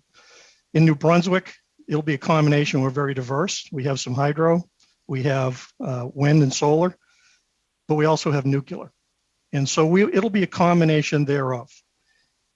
But with that said, a lot of people are leaning towards at least, one model is 24% nuclear across Canada. And if you do the math, again, it's a math problem, as Mr. Gorman said. Je dois vous interrompre, Monsieur Plummer. Désolé pour. I'll just need to interrupt you since time is fleeting. I just want to hear about production. You said that you have no data. And so which data are you using to believe that production or global demand would be there to support this large-scale production? There is a very good study done by SNC-Lavalin on engineering net zero that basically has one model to achieve it within Canada. There's also information out there from the international groups, such as, trying to pull it up here,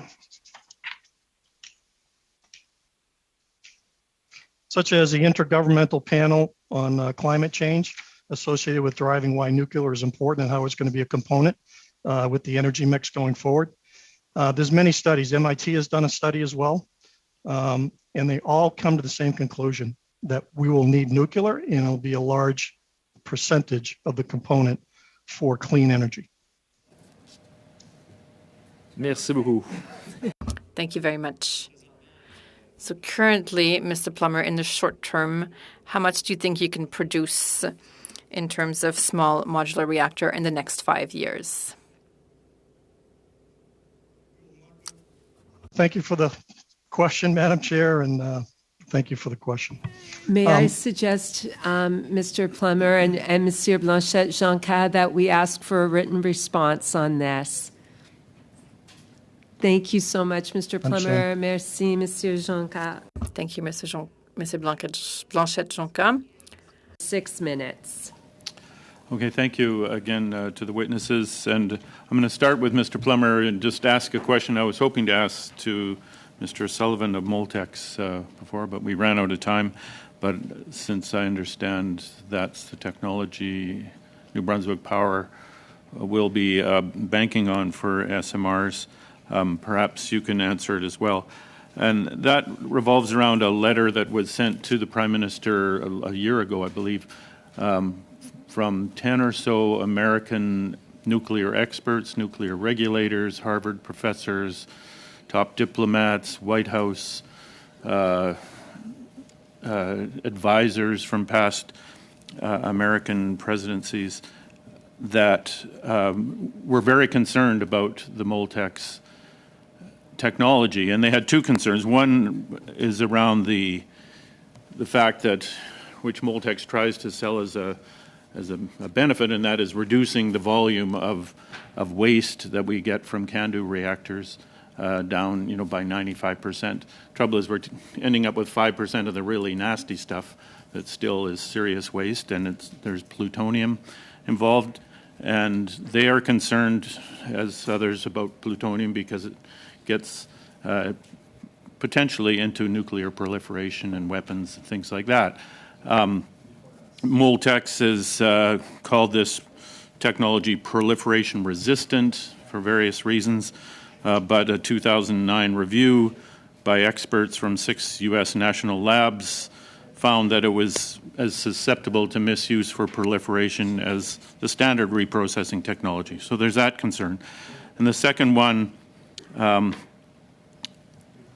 is talking about just the long-term risk of the waste, and Moltex claims the removal of plutonium would reduce the long-term risk from a deep underground radioactivity waste repository, a claim which these experts say has been discredited repeatedly. So finally, they ask that Canada makes, before any further commitments in support of this reprocessing, they urge Canada to convene high-level reviews of both the non-proliferation and environmental implications of Moltex reprocessing proposal. And they believe that such reviews will find reprocessing to be counterproductive on both fronts. That was a long lead-up question, but I'm just wondering what your response for that, since it came out a year ago. I assume you have something to reply. Well, we've seen the report, and I'm not going to try to comment or discredit the report. I will give you our professional opinion from New Brunswick Power.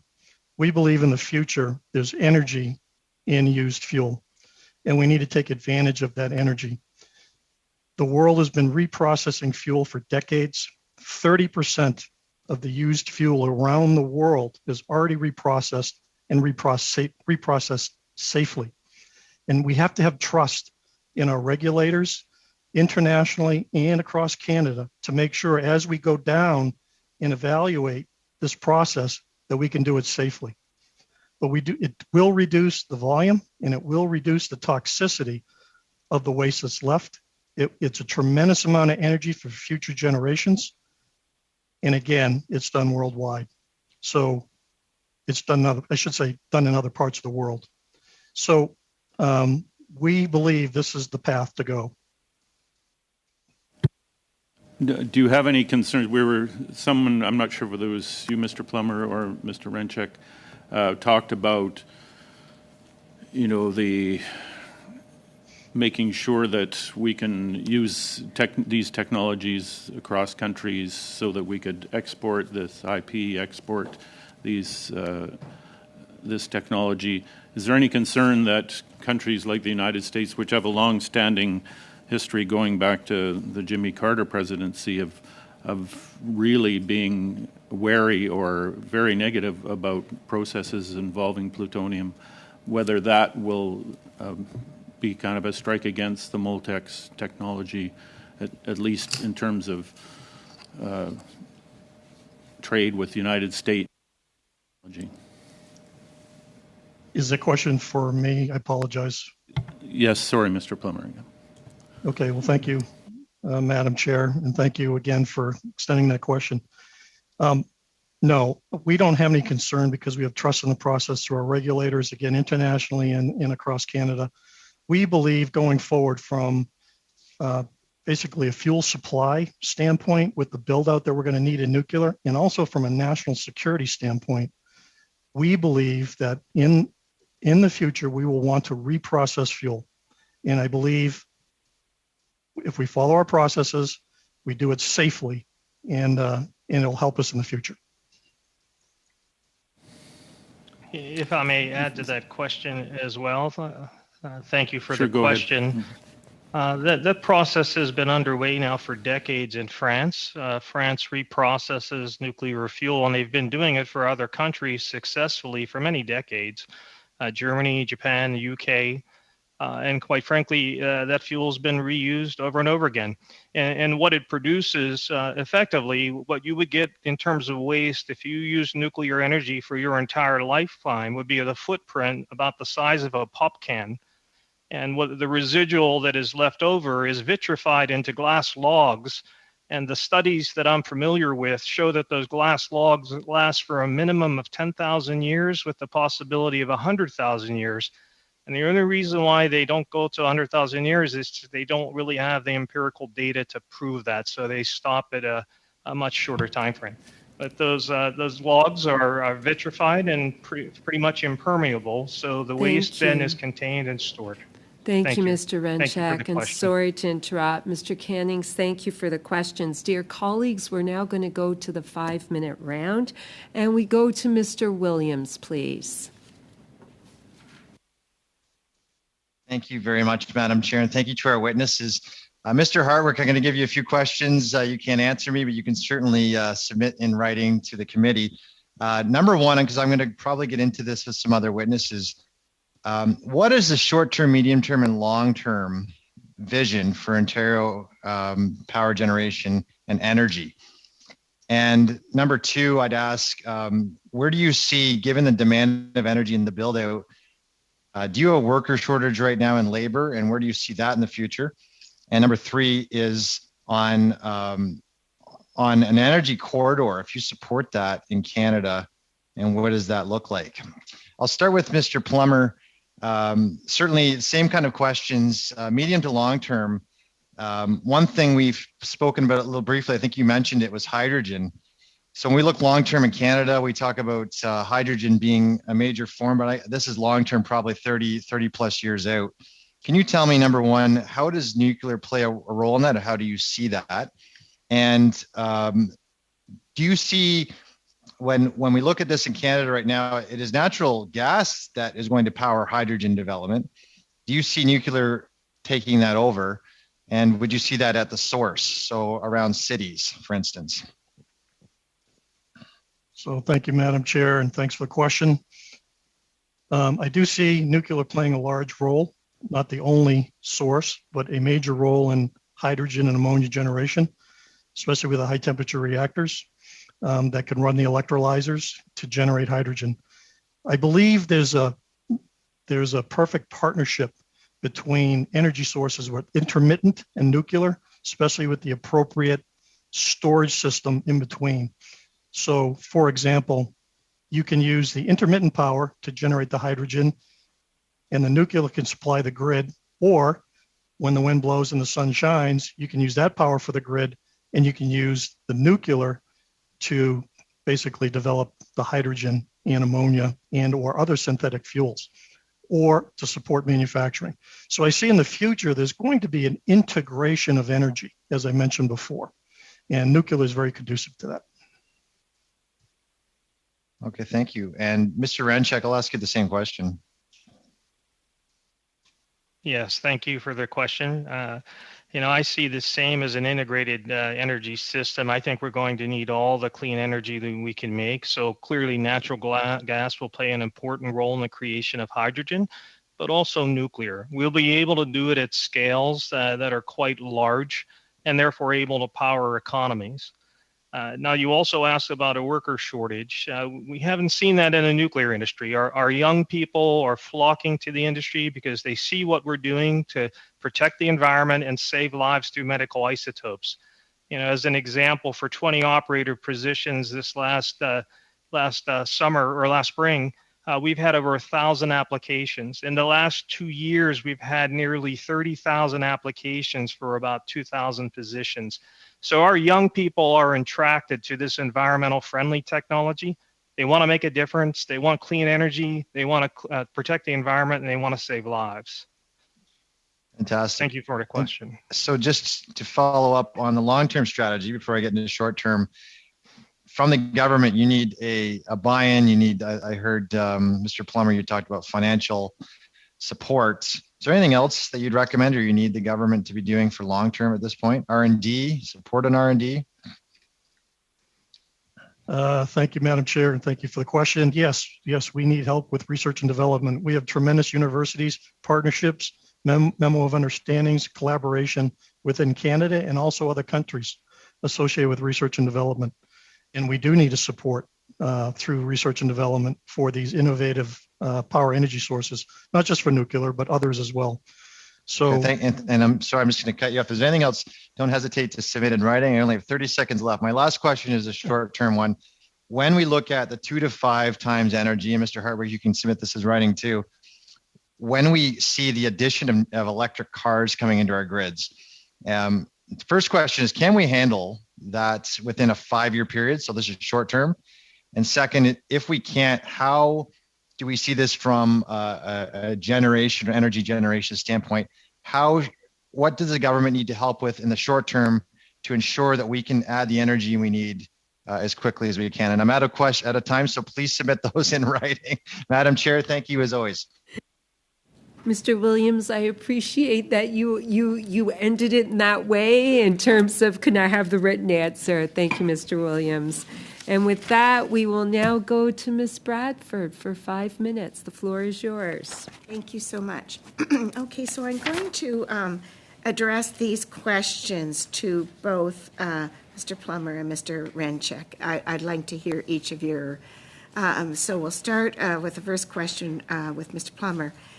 Does your organization partner with any post-secondary or research institutions to improve SMR technologies?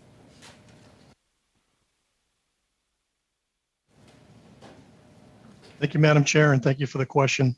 Yes, we do. We are looking ahead at what we're going to need for skills and labor.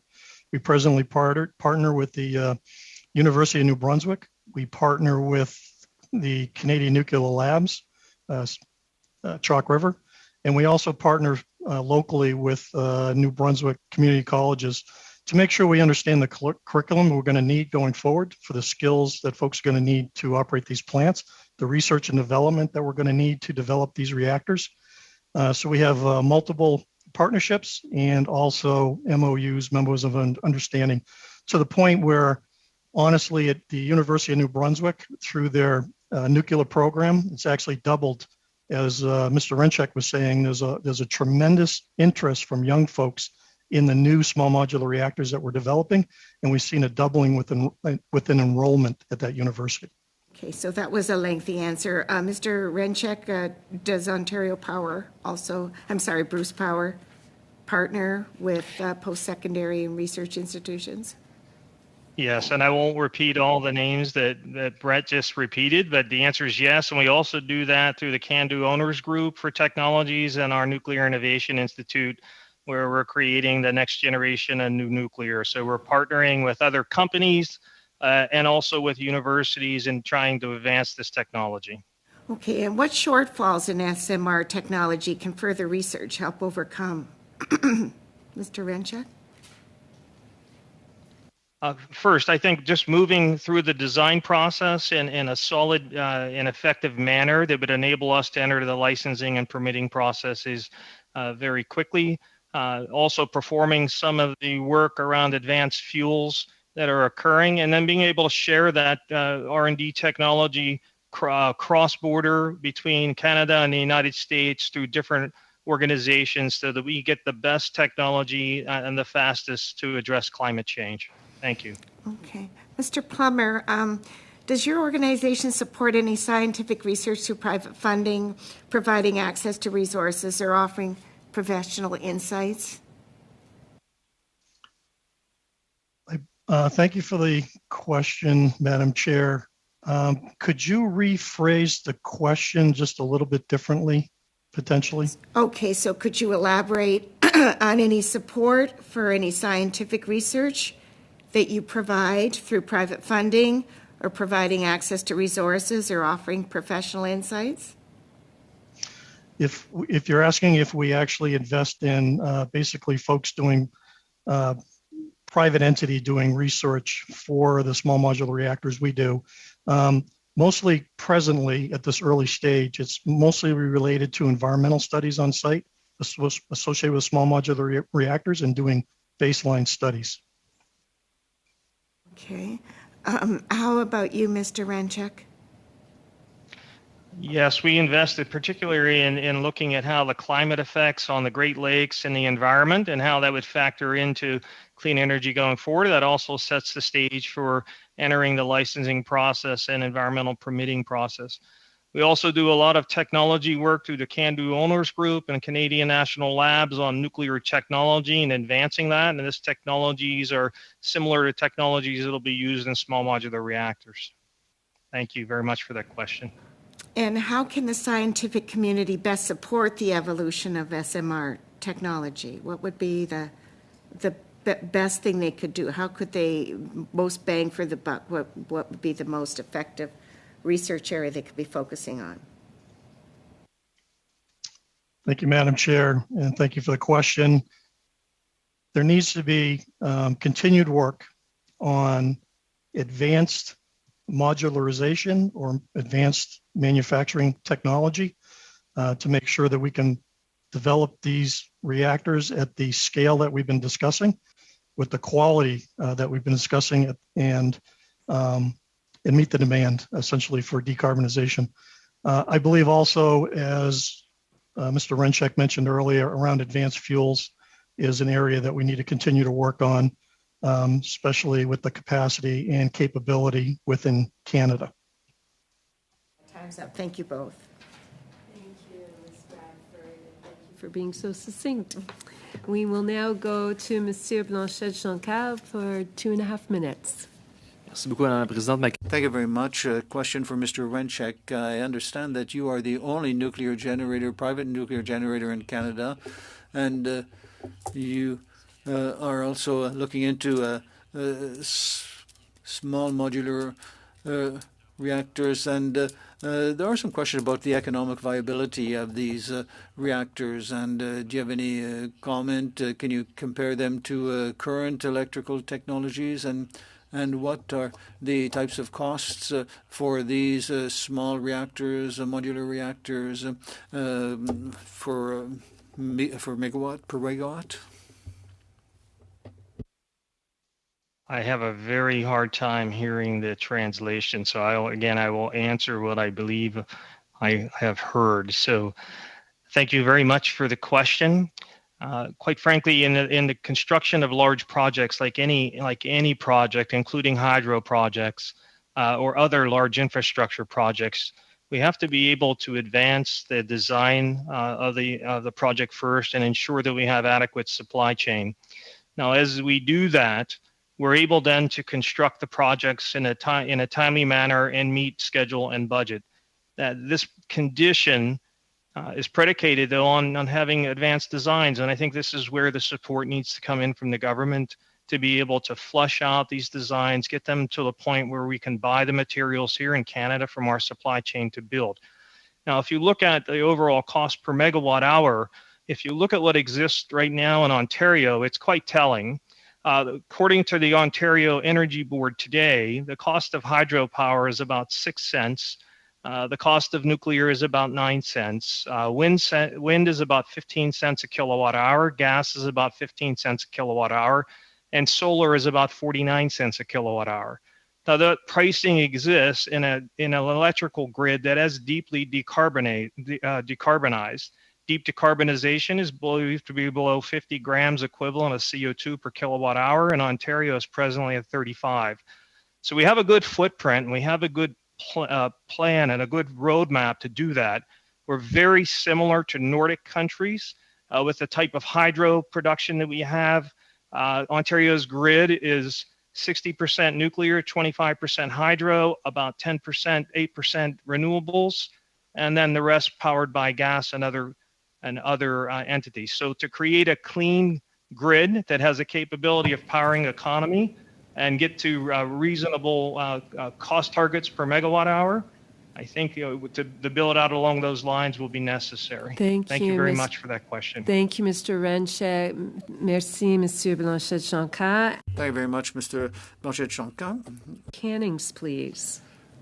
Well, thanks. And I'll just continue with that question, and either Mr. Plummer or Mr. Renchek can answer. But I would just, echo these concerns about costs. The government is putting considerable funds into this technology right now. New Brunswick, I think, is in for $86 million over the last few years. So I just wanted to know, what is this timeline? We hear that it will be cheap energy because they'll be building them in factories. How many units are we going to have to build before we get to a place where SMRs are cost competitive with, wind, solar, hydro, even conventional nuclear, which has a real history of cost overruns and expensive power up front. And those, solar, wind prices you just quoted are much, much higher than they are elsewhere in the world. I don't want to go down that rabbit hole, but I'm just wondering, what is the business case for this? How many years will it be? And we know the first ones will roll off, be built in, 8, 10, 15 years. How many years will it be before we get to the production levels that will bring those costs down to make it worthwhile?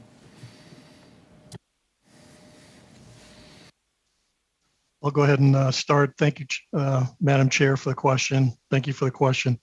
I'd like to focus this question on, it really comes down to how well we're supported and how well we're prepared to do nth of a kind. If we're prepared to do the nth of a kind shortly after first of a kind, these are not conventional reactors. They're small modular reactors. And if we take all the lessons learned and have advanced manufacturing, we believe we can recoup our money very quickly as far as getting the cost from first of a kind down to nth of a kind. The other thing to remember with nuclear is we're not talking 10 years, 20 years. A nuclear power plant, even a small modular reactor, has a lifespan of 60 to 80 years. So when you stabilize the cost at under 10 cents a kilowatt hour, which is what we're projecting, very early initial estimates, but when you estimate that cost over that lifespan, it's very economical. Thank you so much, Mr. Cannings, and to all our witnesses. First of all, we are very grateful that you take your time and your expertise. And I'd like to apologize to Mr. Hartwick to come and to be gracious and to sit through and not have an opportunity to speak. I'm very sorry, and I'll remind our committee that we can invite him back. He can submit a brief, and I'd just like to thank all of you. It's a new committee, and you have a very interested committee. So I thank you all, and we will briefly suspend before our third panel. Suspended.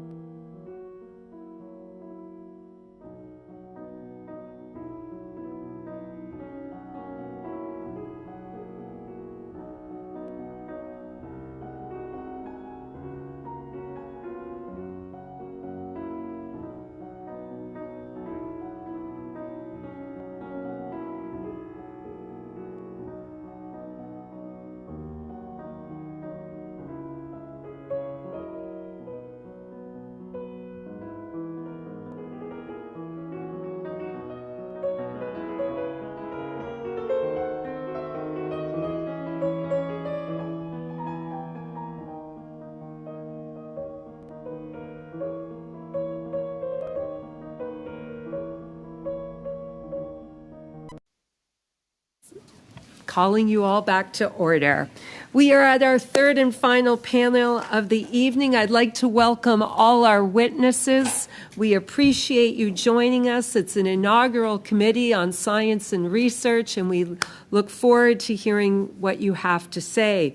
So our witnesses tonight from SaskPower, we have Troy King, the acting president and chief executive officer. Welcome.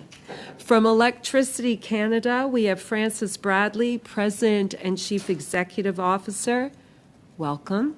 And from Global First Power, we have Jos Dinning, Managing Director. Each of you will have 5 minutes to speak. At the 4.5-minute mark, I will raise a yellow card to let you know you have 30 seconds left to go. We aim to be fair. Again, we welcome you. We look forward to hearing from you. And we'll begin with Troy King tonight for 5 minutes, please.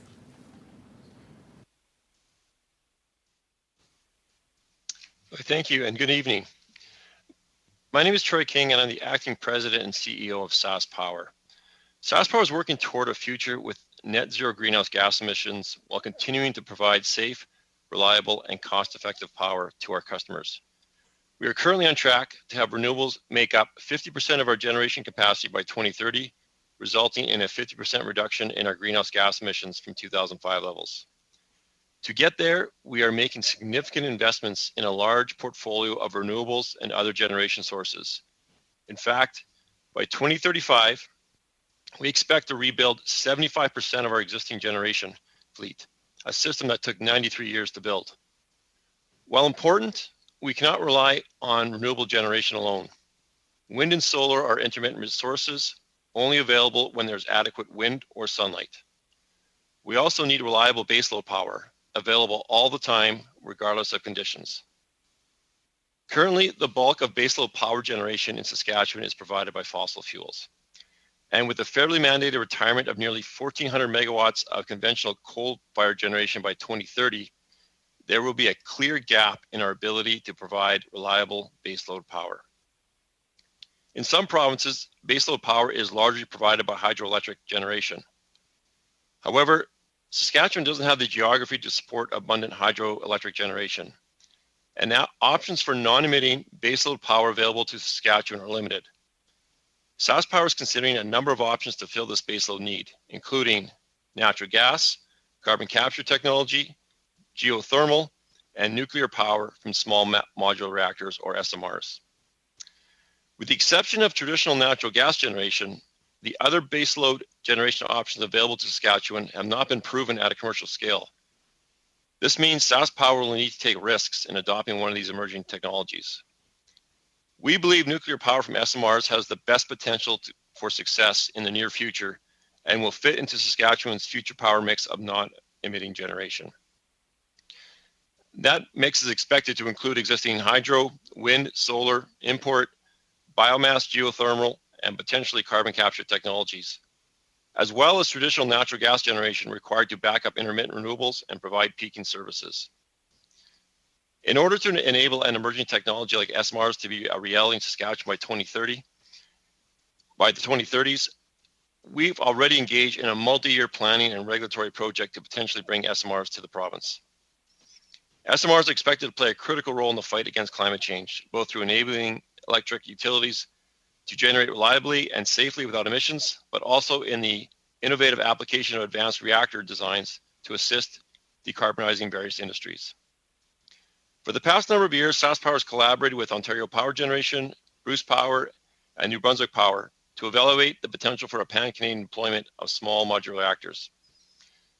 By working with this group, we're able to leverage the breadth of experience and knowledge they bring when it comes to nuclear innovation, operating nuclear facilities, and managing nuclear waste. Our decision whether to construct an SMR won't be made until 2029, but we must make significant investments to advance our planning work in order to inform and enable that decision. In addition to providing stable, safe, emissions-free power, SMRs bring potential for significant economic spin-offs for both Saskatchewan and Canada as a whole, including supply chain opportunities, good-paying jobs, opportunities for economic reconciliation with Indigenous peoples, and investments into education and training programs. SaskPower and the other provincial partners are clearly doing their part to advance SMR technology, to provide a solution to meet carbon reduction emission goals. However, we believe the Government of Canada has an important role to play as well. First, the federal government can share the risk of advancing innovative, first-of-its-kind SMR projects by sharing in the development phase costs. Utilities have already proposed a funding plan, and we would encourage members of the Standing Committee to support it. Secondly, regulatory clarity and consistency as we move through the new federal impact assessment process is another high priority. Timely federal investments to support the development and expansion of the nuclear supply chain to support SMR deployment across Canada is also very important. And federal investment is also required in nuclear R&D and training, especially in jurisdictions new to nuclear power such as Saskatchewan. The move to a net zero future in the electricity industry will be a substantially larger lift in Saskatchewan than other jurisdictions in Canada that already have significant legacy hydro resources. The lift will require not only taking on significant risk in new technology development, but will also require significant financial investments. SaskPower will be looking to the federal government to share in that financial investment needed to make this shift, including the construction of SMRs in Saskatchewan, with the goal of ensuring the future cost of electricity is competitive in all regions across Canada.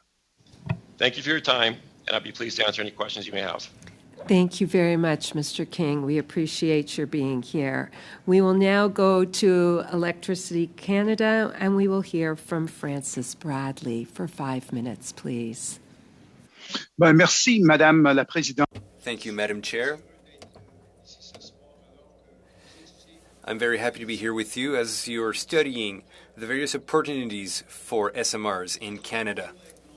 The land on which we gather is the traditional territory of many Indigenous peoples today from the traditional lands of the Kanien'kehá:ka, the Mohawk Nation.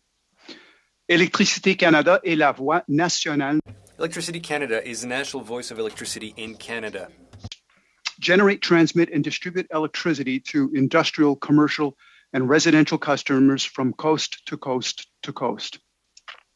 L'avenir énergétique. Canada's energy future is electric. The economic, environmental, and social enabler essential to Canadian prosperity. By the government's estimate, Canada will need 2 to 3 times the amount of electricity it produces now to decarbonize the other sectors of the economy to reach net zero emissions by 2050. And to do this, the government is committed to a net zero grid by the end of 2035. Now, fortunately, we have a strong start. Canada's electricity grid is already one of the cleanest in the world. Our sector has reduced GHG emissions by nearly half since 2005. More than 80% of electricity produced in Canada is non-CO2 emitting, and 15 percentage points of that are from nuclear energy already. Like earlier witnesses, we believe that Canada will need an all-of-the-above approach to meet the energy needs of decarbonization. That means using a mix of every tool we have available to meet expected energy needs at an affordable cost.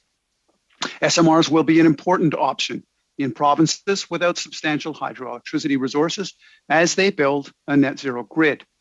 They also offer an additional option in areas that are experiencing substantial growth in demand. SMR's smaller size means they could replace fossil fuel plants. It also means they can be located closer to electricity demand and be right-sized for that use. This also means advantages for use in remote locations and industrial uses. Right now, remote communities that aren't connected to the grid rely on expensive and dirty diesel generation.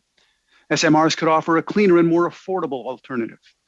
For remote industrial uses like mines or other projects, SMRs could be a reliable source of both electricity and heat. SMRs offer electricity when you need it, regardless of the weather or the time of the day. And this will be important to backstop and to balance the growth of variable renewables like wind and solar and make the system more efficient and reliable. After all, using an all-of-the-above approach means making sure we use them together. But how do we ensure the opportunity of SMRs turns firmly into reality? Well, first, we make sure that there are appropriate resources to facilitate the growth of the SMR ecosystem. Canada is a leader in SMRs. To support this, the federal government has launched an SMR action plan that has identified steps to facilitate the technology's deployment and growth, and Electricity Canada is happy to have joined. The federal government can support the success of this plan by providing appropriate funding to continue the technology's development. Funding programs should be sufficient and timely so that proponents have access to funds when needed. Second, we must think about the approval process associated with building an SMR. As you heard earlier this evening, Ontario Power Generation has begun work on an SMR at its Darlington facility, and it expects to be in commercial service by the end of the decade. Demonstrator projects at other existing nuclear sites are going to follow. However, without an approved site, a potential proponent must spend substantial money and time to secure the licensing before even considering investing in an SMR itself. Announced federal support for pre-planning studies could help address financial issues, but not timelines. And third, we must be ready to answer Canadians' questions about what expanding nuclear power means for them. Nuclear energy is safe, it's cost-effective, and it's central to meeting net zero. Understandably, Canadians may still have some concerns, but if we're serious about meeting net zero, we need to work together to address these and ensure support among the public we serve. SMRs will be an important piece of our clean, affordable, reliable electricity system for decades to come. To do so, industry and government must continue to work together. After all, 2035 is less than 13 years away. That's just 4,961 days to build a net zero grid. Now that may sound like a lot, but tomorrow it's going to be 4,960. Thank you very much. I look forward to the discussion. Thank you very much, Mr. Bradley. We appreciate your being here and your remarks. And we'll now go to Global First Power, to Mr. Dinning, for 5 minutes, please. Good evening, members of the Standing Committee on Science and Research. My name is Jos Dinning, the Managing Director of Global First Power. Before I begin, I'd like to acknowledge that the project I will be discussing tonight is located in the unceded territory of the Algonquins Anishinaabe, which is also covered by the Williams Treaties. And as I'm joining virtually, I'd like to acknowledge the land from which I'm calling, which is the Williams Treaties First Nations Mississauga territory. On behalf of the Global First Power team, for this. Mr. Dinning, we've lost you. Mr. Dinning, sorry, we've lost you. Mr. Dinning. Mr. Dinning, if you could stop, we'll start again. They just. Mr. Dinning, could you check the cord to see if you've accidentally hit something? Everything looks good on my side. Oh, okay. Yeah, we've got you back now. If perhaps you could start again for us, please. Sorry about that. Okay. So start from the beginning again, Madam Chair? Please. Okay.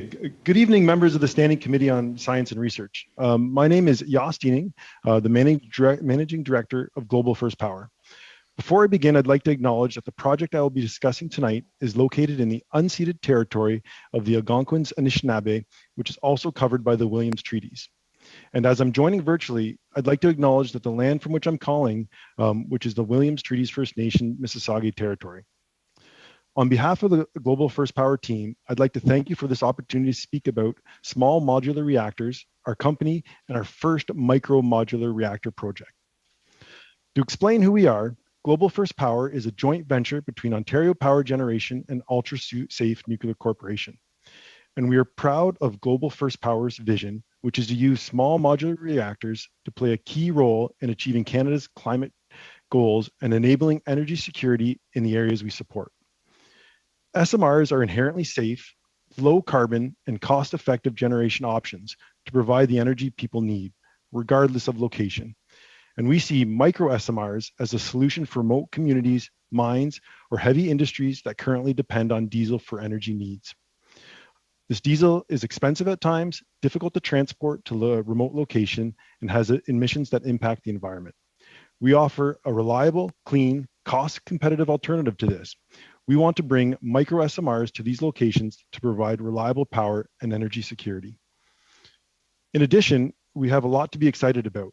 We're proud that we're on track to build Canada's first micro-modular reactor at Chalk River Laboratories, a site owned by Atomic Energy of Canada Limited and managed by Canadian Nuclear Laboratories.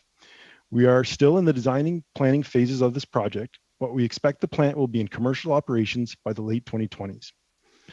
And we're proud that we're targeting to complete our environmental impact statement and submit that as part of our license to prepare site to the Canadian Nuclear Safety Commission by the end of this year. This is an exciting time for Global First Power and the nuclear industry. Our project is a commercial demonstration which aims to showcase the technology and the benefits of SMRs as an energy solution. Our proposed micro SMR is an ultra-safe nuclear corporation designed micro-modular reactor.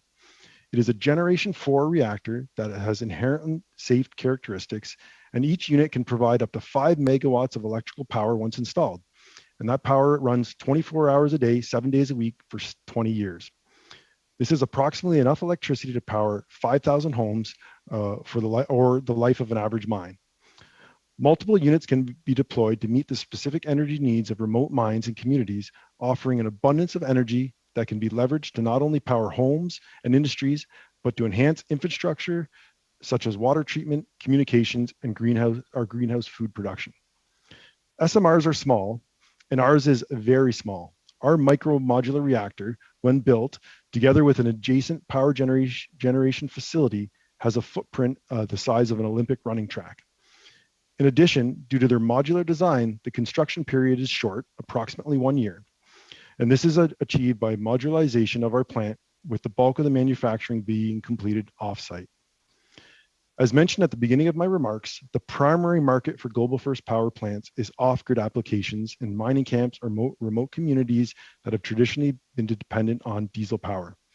Our reactors can provide an abundance of reliable non-carbon emitting power to those communities. One micro-modular reactor over its 20-year lifespan provides energy equivalent to up to 200 million liters of diesel fuel.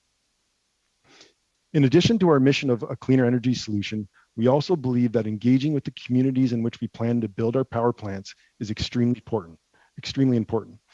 We have done and plan to continue extensive outreach. We succeeded in achieving 5 capacity and relationship agreements with Indigenous communities and organizations. These agreements have varying levels of engagement, with 4 communities providing traditional and cultural knowledge, which we will use as part of our environmental impact submission. We will continue this dialogue with communities as we progress through the next steps of our Chalk River project, and we hope and expect to collaborate with even more Indigenous communities in the future when we deploy MMRs to other sites after our commercial demonstration is successful. We believe that small nuclear needs to be part of Canada's climate change plan, and that small nuclear enables other renewable energy sources by providing stable baseload power that can be relied on when intermittent renewables such as solar and wind are not generating. By enabling renewables and getting communities and industries off diesel, SMRs can be a central part of not just Canada's fighting against climate change, but the world's. Thank you for this opportunity, and I'm happy to take questions. Thank you very much, Mr. Dinning. Again, thank you to all our witnesses. We're grateful. We have an eager committee who want to ask you some questions. This will be a 6-minute round, and this time we begin with Mr. Tucker. The floor is yours. Thank you, Madam Chair, and thank you for all our witnesses. The question that I have for Mr. King, you mentioned the economic reconciliation, which is very important to everyone on this committee. Can you unpack a little bit on what SaskPower is doing on that front and how you've planned to utilize SMR projects to help with economic reconciliation? Okay, thank you for the question. So I want to start by restating that SaskPower hasn't made any decisions yet. We are starting on that path of investigating SMRs as an option to provide a solution for non-emitting energy here in Saskatchewan. I think a big part of the entire process of licensing and preparing to make a decision will be going through the duty to consult process, working with various First Nations across the province, and in particular, when we get to a point where we identify sites, we're going to want to look at those individual sites and the communities that it impacts. We think there's opportunities for First Nation involvement, whether it is through participation on the project itself. We know that these projects can be very capital intensive and require a lot of funding up front. We're looking at ways to design the construction of it to allow potential for various partners to participate in ownership of it. We're also looking for potential on the employment side and on supply chain. But again, we're at the very early stages of our SMR journey here in Saskatchewan.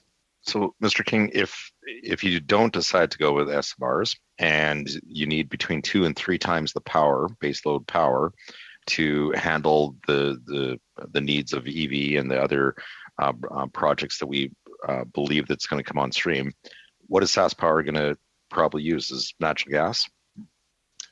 That's about all that's available to us. That's commercially available. SMRs to us provides the best option for moving forward.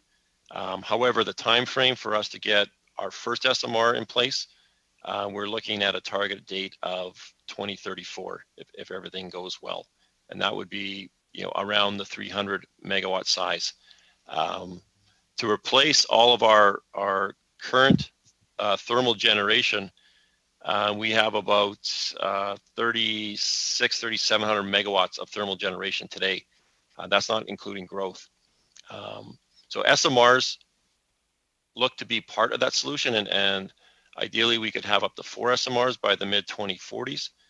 However, I think in my earlier comments, that in Saskatchewan, where we do not have access to hydro generation, we have very limited options in terms of providing baseload, non-emitting power. We can certainly have access to wind and solar. However, that's intermittent energy. And SMRs is one of the 2 options that we believe are available for us to provide baseload power as we go forward. So just on the EV, I just want to unpack a little bit. So what's going to happen in 5 years' time with vehicles that, I'm not sure if it's going to be regulation or the industry or the product will get to a point where people will want to drive more EV vehicles. Right now, seemingly the biggest segment is people that are environmentally conscious and want to switch to EV. So most of that power is coming from natural gas currently in Saskatchewan. So they're making the switch from gasoline combustion engines to EV, and then that power is ultimately coming from what right now? Well, that power, we are about 75% thermal based of our generation fleet. Okay. Thank you kindly. And just switching gears a little bit on to Francis, we're talking about the cost associated. And I quickly wrote down some of the dollar cents that you have for the kilowatt cost. Have we ever looked at the carbon footprint of all the other power sources, be it hydro with all the carbon that is in the cement that is needed for it, or with the wind power, with the steel that needs to be smeltered, typically through coal in other countries. Have you guys did an analysis on the carbon footprint per kilowatt per cents? Well, Madam Chair, I thank the member for the question. It's a very interesting question. We do not have current studies on that. I know there have been studies that have been undertaken in the past, and we can certainly get back to the committee with that information. But I would also note, for example, you did mention hydrogen and that there are carbon emissions. Well, there's carbon emissions in any manufacturing facility, but there we're talking about, for example, facilities where you would spread the carbon emissions for building that facility over the life of the facility. And these are facilities that whose lives are not measured in years or decades, but we have facilities that are more than a century old that are continuing to operate today. So when one calculates what the carbon emissions are of rebar and concrete, for example, in a hydro facility, you then have to spread that out over the life of that facility that is multi-generational. Thank you kindly. I believe I'm out of time. You are, Mr. Tucker. Thank you so much for the questions. We will now go to Ms. Diab for 6 minutes, please. Thank you very much, Madam Chair, and welcome to our witnesses to, I guess, our historic Parliamentary Standing Committee on Science and Research. Let me just do my best here to ask a couple of questions in relation to science and research in this domain. When we talk about SMRs, I mean, it's not something that is, to you and to the panels that came before. Obviously, this is what you are into and what you do every day. But to many, I would say, people, it's not as familiar topic. But in terms of research and science, what I'd like to know is, and I guess I'll be fair, maybe I'll ask Global First Power to Mr. Denning to sort of answer first, since he hasn't gotten a crack at the can yet, and then maybe followed by Electricity Canada. Mr. Bradley, how do we train? Are we training enough people? Do we have enough labor? How is the research going in this sector? How does Canada compare to our international peers? Any suggestions, comments, feedback you can give on that, I would be interested to sort of hear from you on that. And I left it very broad, deliberately, but I would love to get inputs from you there. Do you work with our educational institutions, with our research companies? Is there any collaboration with, with those types of institutions? Thank you, Madam Chair, for the question. And so with Global First Power being a Generation 4 reactor, we do have innovations that we're working on. So fuel is one of our major ones. And as part of our project, we're actually building a fuel manufacturing facility at the Chalk River Laboratories, managed by the Canadian Nuclear Laboratory. And so I think the support that the Canadian government has been giving to CNL to revitalize that nuclear research hub that's internationally known, that has been really beneficial in developing the key aspects of our fuel within that facility.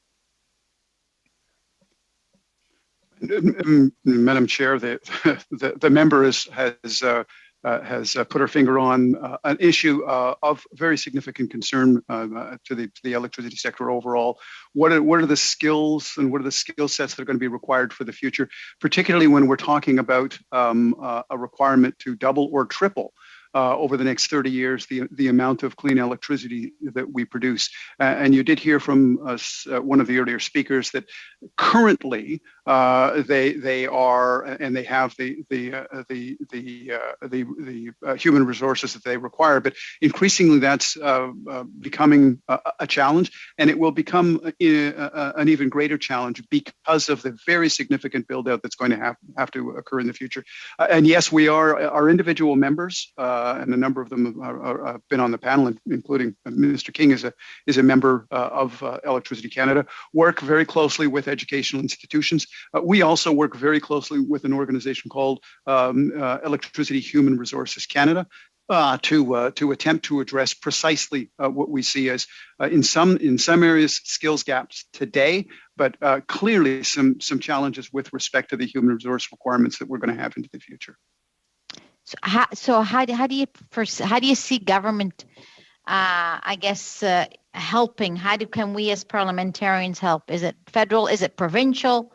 It doesn't matter which level of government. I guess what can we do to assist? We had a previous witness that mentioned that younger researchers were exiting the work. I think it was New Brunswick specifically that he was referring to. And obviously, we just concluded a study on retention and attraction of top talent. So I'm wondering, what can we do and how do we compare internationally? I will ask you, Mr. Bradley, and then I'll ask Saskatchewan Power, since you referenced them after that. Certainly.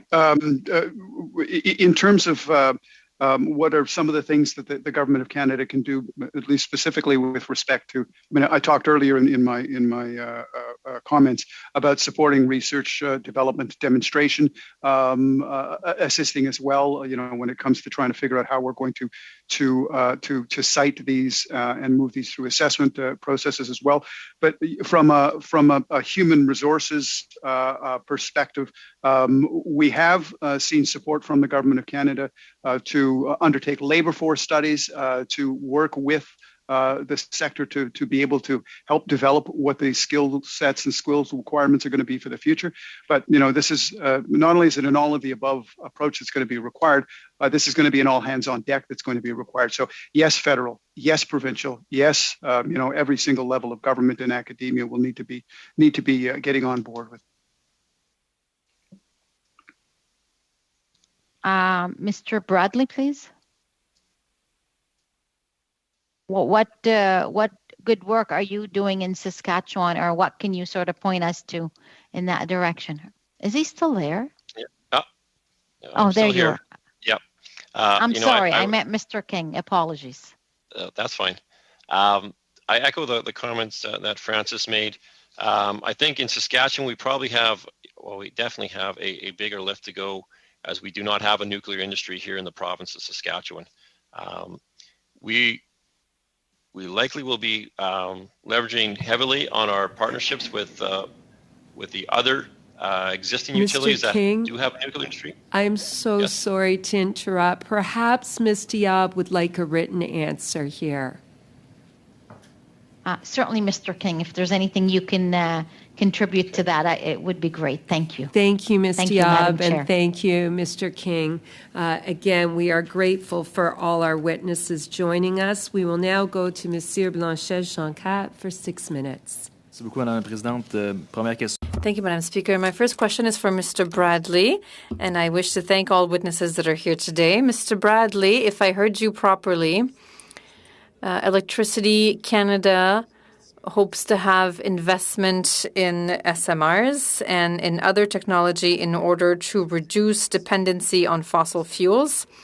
So I'm looking to see, from your point of view, I understand that supporting this technology is important, but I'm trying to see how Canada can rival larger markets, such as the Russian market or the American market and the Chinese market, who have more diplomatic presence and more production capacity. So we know that the positive arguments are about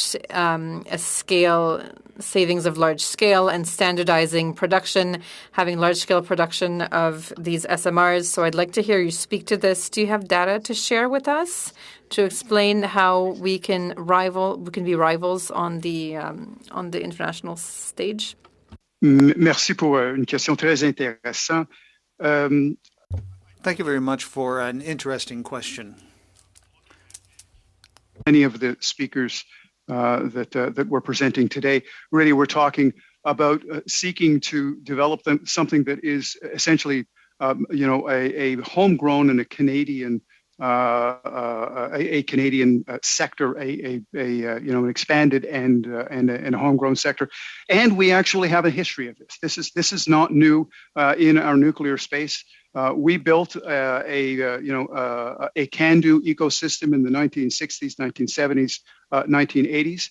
We did not rely on technology and did not rely on expertise from other players. The same is true in many other areas of operations with respect to electricity. We are world leaders when it comes to electricity generation for hydro. We are world leaders when it comes to high voltage electricity transmission. And as I said earlier, we're going to have to be an all of the above approach So it isn't just let's make sure that we're developing an SMR ecosystem here in Canada. We're also going to have to develop, other areas as well. Carbon capture utilization, direct-to-air capture, continue to expand wind and solar, continue to expand nuclear, look at new technologies to improve the efficiency of our networks, and we're going to have to look at transmission. With a 2 to 3 times growth, all of these are going to have to be on the table. But we do have a record of actually developing homegrown sectors for this. Merci beaucoup, M. Bradley. J'apprécie. Thank you very much. And thank you for giving the example of CANDU reactors. But we haven't sold any yet for decades internationally. I agree that we develop expertise, but we're not really competitive. We want to be autonomous, but the markets that we're competing with are stronger, and we are not do not have the same weight internationally. Why invest in a technology that we know that it'll be difficult for us to be competitive with at the international level? I think, getting back to something that one of the other speakers talked about before, and they said this, it is a matter of math, and I think it is. There are very limited pathways for us to be able to get to net zero 2050. And the pathways that bring us to net zero 2050 are going to require an all of the above approach. We will not be able to get there without relying on everything, including nuclear, but including all of the other technologies as well. If we take one of those options off the table, the math simply doesn't work. And so if we are serious, as I said in my comments earlier, if we are serious about trying to achieve a net zero economy by 2050, if we truly are serious, we're going to have all of these options available to us, and we're going to have to pursue every opportunity to produce electricity that's non-emitting. Merci, M. Bradley. Je comprends votre point de vue. Thank you very much, and I understand your point of view on these technologies. Yet we can see that the SMR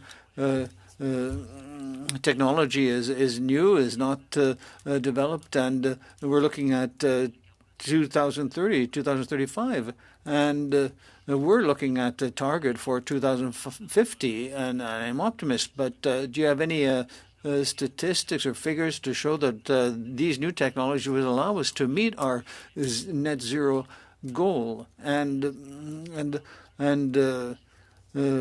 we already have advantages in already developed technologies, and we cannot let other countries that might be better able to develop or produce SMRs beat us to the market, and I think we have to decide what is most effective for us here in Canada now.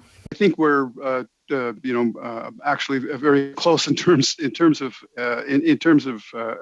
our approaches to this. The challenge though is existing and current technologies that are available to us will not be sufficient for us to be able to reach 2050. Whether one is talking about the current nuclear technology or the current technology with respect to carbon capture and utilization, or the current technology with respect to direct air capture, all of these things are going to have to be pursued. They're not mature technologies today, but if we said we should not pursue technology until it was mature, we wouldn't have the amount of wind and solar that's coming on board today. Mr. Bradley, I'm sorry to interrupt. Monsieur Blanchet-Jonca, merci pour And Mr. Blanchet-Jonca, thank you for your question. Go to Mr. Cannings for 6 minutes, please. Well, thank you, and thank you to the witnesses. And I must say I took Ms. Diab's comment about bringing this back to science and research.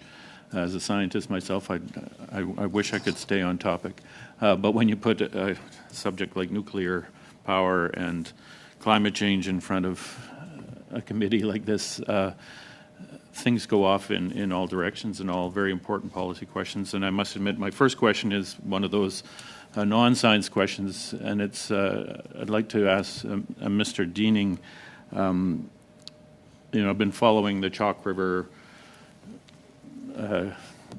project for some time, and thank you for the land acknowledgements. But I must say that I know that the First Nation whose lands you operate on, the Kabawek First Nation, has been quite vocal in its objection to the continuation of nuclear industry on its lands, and has asked for an UNDRIP process to be heard for that consultation, and yet they've heard nothing from this government or from you or your partners in SNC-Lavalin, as far as I know.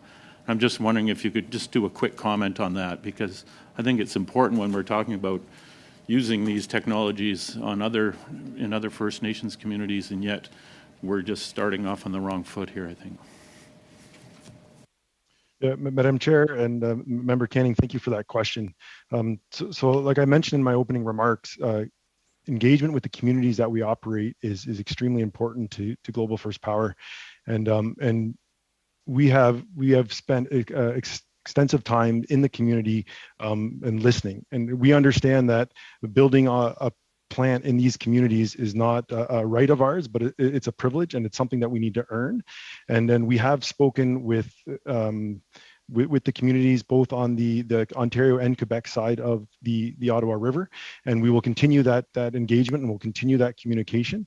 And I think the most important for us is that we listen and we understand that the impact that our project will have on those communities, and we find ways for us to share the benefits with those communities that we operate in. Thank you. And now to get more into the technology side of things, did you say that, I forget whether it was a micro or a mini or whatever, your SMR is like a really small one. And what did you say its footprint was? Did I hear an Olympic-sized running track? Yes, that's correct. Like we're a micro modular reactor. Micro modular. Okay, so it's not like micro modular, like a hot water tank in my basement type of thing. It's more something a little bigger. And I'm just curious. I just was wondering what a micro modular size one. And in terms of getting back to the science and technology and the training that's necessary for the new for the technicians that we'll need for an industry such as this, if you build something like this in a community, is there an opportunity for that community to staff that facility with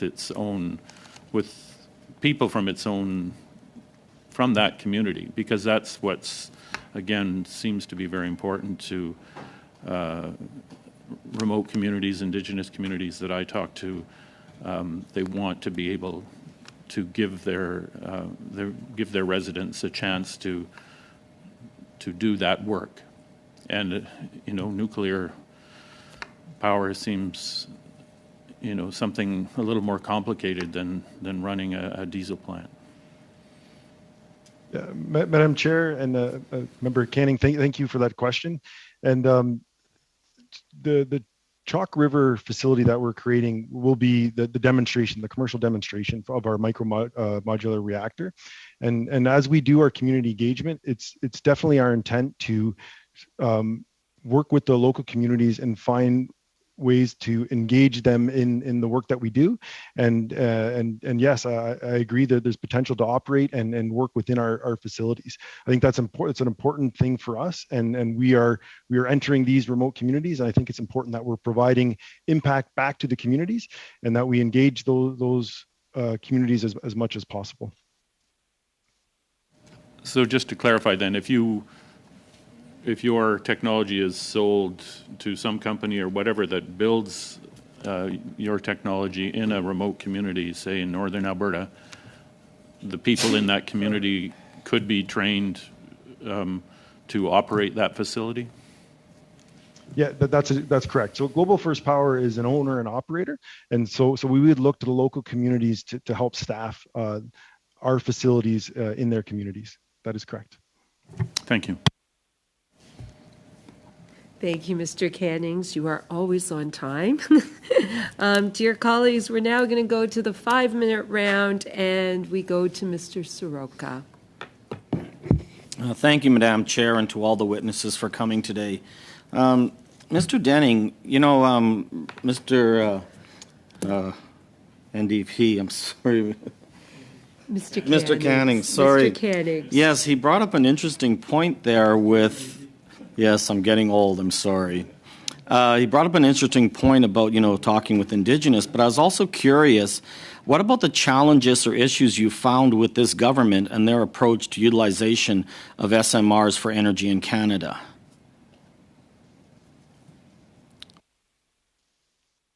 The question or not? Sorry, could you just repeat the question?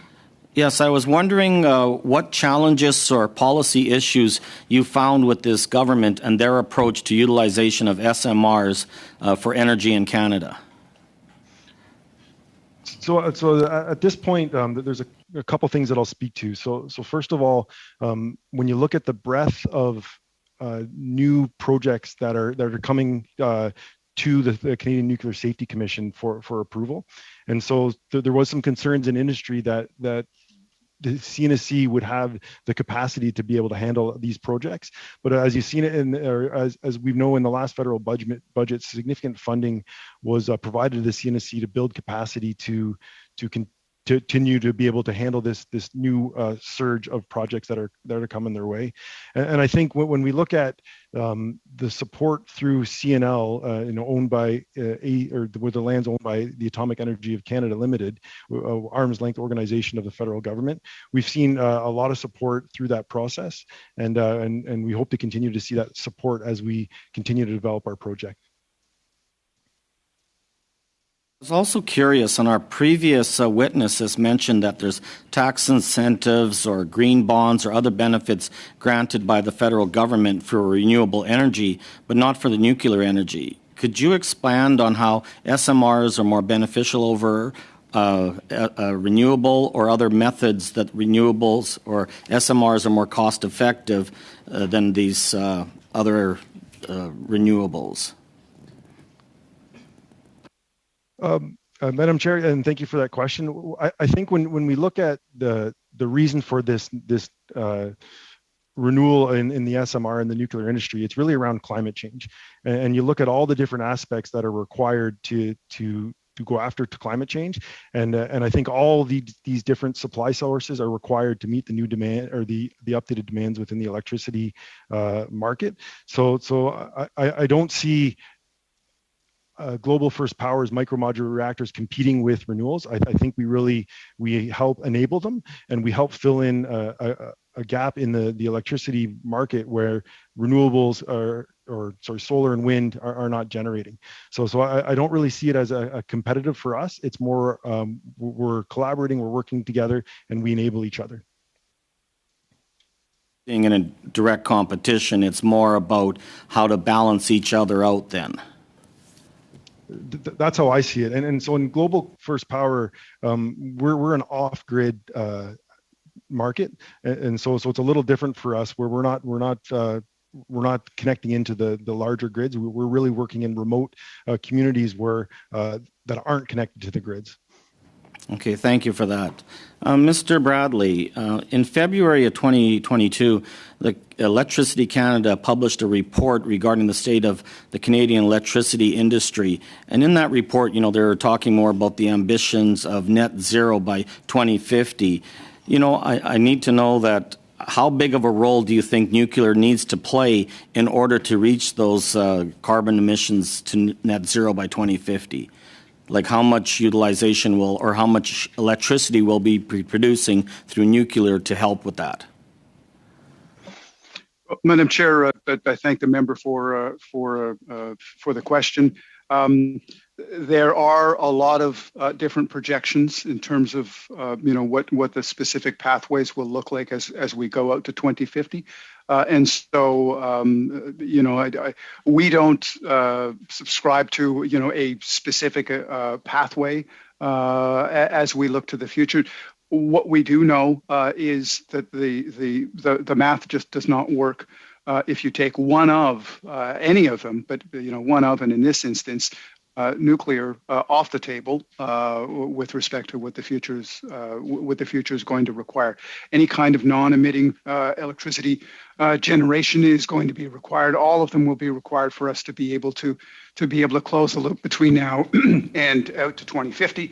And to your earlier question about Mr. pitting Bradley, I'm sorry to do this to you. It's the worst part of this. I apologize, Mr. Soroka. Thank you. And with that, we will go to Mr. McKinnon for 5 minutes, please. Thank you, Chair, and thank you to all the witnesses for being here. We have talked among all our panels tonight largely with implementation and commercialization issues. I really would like to get to the science of this. So I'm wondering if our witnesses have any insight into where we should be putting our research efforts to move the dial on the science. Where do we need to advance the science to make small modular reactors or any of this technology more effective, more viable, perhaps, and sooner? I'll start with Mr. Dinning. Madam Chair, and then thank you to the member for that question. So for Global First Power, our real differentiator is the fuel. And so a lot of our safety story is surrounded around the FCM fuel that we are building a manufacturing facility at Chalk River for. So I think the research really is around proving that the fuel story is as we expected, and I think that focusing on that would really significantly help us get to fuel manufacturing quicker, which allows us to get our plant online even quicker. Thank you, sir. Mr. Bradley, perhaps you can give us some insight as well. Sure. We have emerging technologies. We have some that are very, very close to demonstration. In my view, what we need to be thinking about now is once we're in the next several years, once we get to demonstration implementation, our focus then needs to shift to how are we going to be able to manufacture in an effective manner. We need to be able to get into a place where Wright's law can come into play. So as we begin manufacturing and doing multiples of the same unit, much of this work in the past in the nuclear space has been bespoke. These are one-offs. One-off projects, and we need to get into a world where we can start driving the cost down very significantly by manufacturing multiples of the same unit. I'll ask Mr. King as well. Thank you for the question. I would agree. I think the first SMRs that go into production, starting with OPG, it's critical that project goes well. That we get a lot of learnings from that. And as Mr. Bradley has mentioned, from there, I think the success of the SMR here in Canada and the success in Canada and reducing its carbon footprint will be on how we're able to maximize the efficiency in terms of the construction and operation of these SMRs. So as you mentioned, it'd be critical to put our investment into ensuring that we learn as quickly as we possibly can from the first ones and drive that cost down so that it is a sustainable option for us going forward. I think Mr. Dinning hit closest to the mark that I was looking for. And I'm wondering, so talking about fuel, for example, do we need to put more research into different fission processes, different sequences of radioisotopes and their secondary production in existing processes to get more out of the processes and maybe to find more energy and more and maybe newer technology directions. So I'll ask Mr. Dinning if you want to expand on that a bit. So Global First Power, we're an owner-operator. We're not a technology company per se, but but I think our focus is on getting this next kind of evolution in the fuel right and getting that done correctly. And then I think after that we can look at expanding to different forms of fuel or different forms of generating power. But just to loop back to your first question, we're laser focused on finishing this first commercial demonstrator. But I think that the next big thing we need to do is learn how to be able to manufacture these plants at scale and really build a lot of them, because there's a huge demand for them throughout Ontario, especially in the north. So using focusing the science on how we modularize, how we build these faster, ensuring that we keep the quality and safety. I think that's something that would really benefit Global First Power. Thank you so much to Mr. McKinnon and Mr. Dinning. We have a hard stop tonight, but I'm going to give a very brief question to both Mr. Canning and to Monsieur Blanchet-Jonquin, and I would suggest that you ask for a written answer because it is a hard stop. Monsieur Blanchet-Jonquin. Thank you very much, Madam Chair. I'll go quickly. For Mr. Bradley, if you have any data, any supplementary data you can share with us regarding the questions I've asked you earlier on the energy transition, on the fact as well that we may be able to deploy the SMR technology while staying competitive at the national level. Mr. King, also, I'd be interested. It was one question. Thank you, my friend. One question to you too, please. It's a hard stop. Okay, this is one question, but it's to Mr. King and to Mr. Bradley, and that is regarding the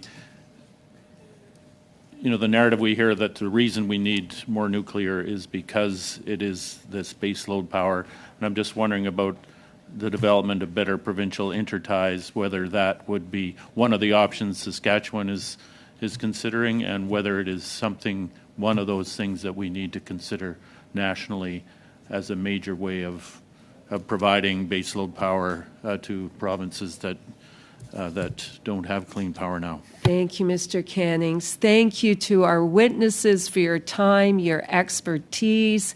We are most grateful. We hope you've had a good experience tonight. I thank everyone who supports this committee, and to our dear colleagues, this committee, thank you for all your work. Good night, everyone. We're done.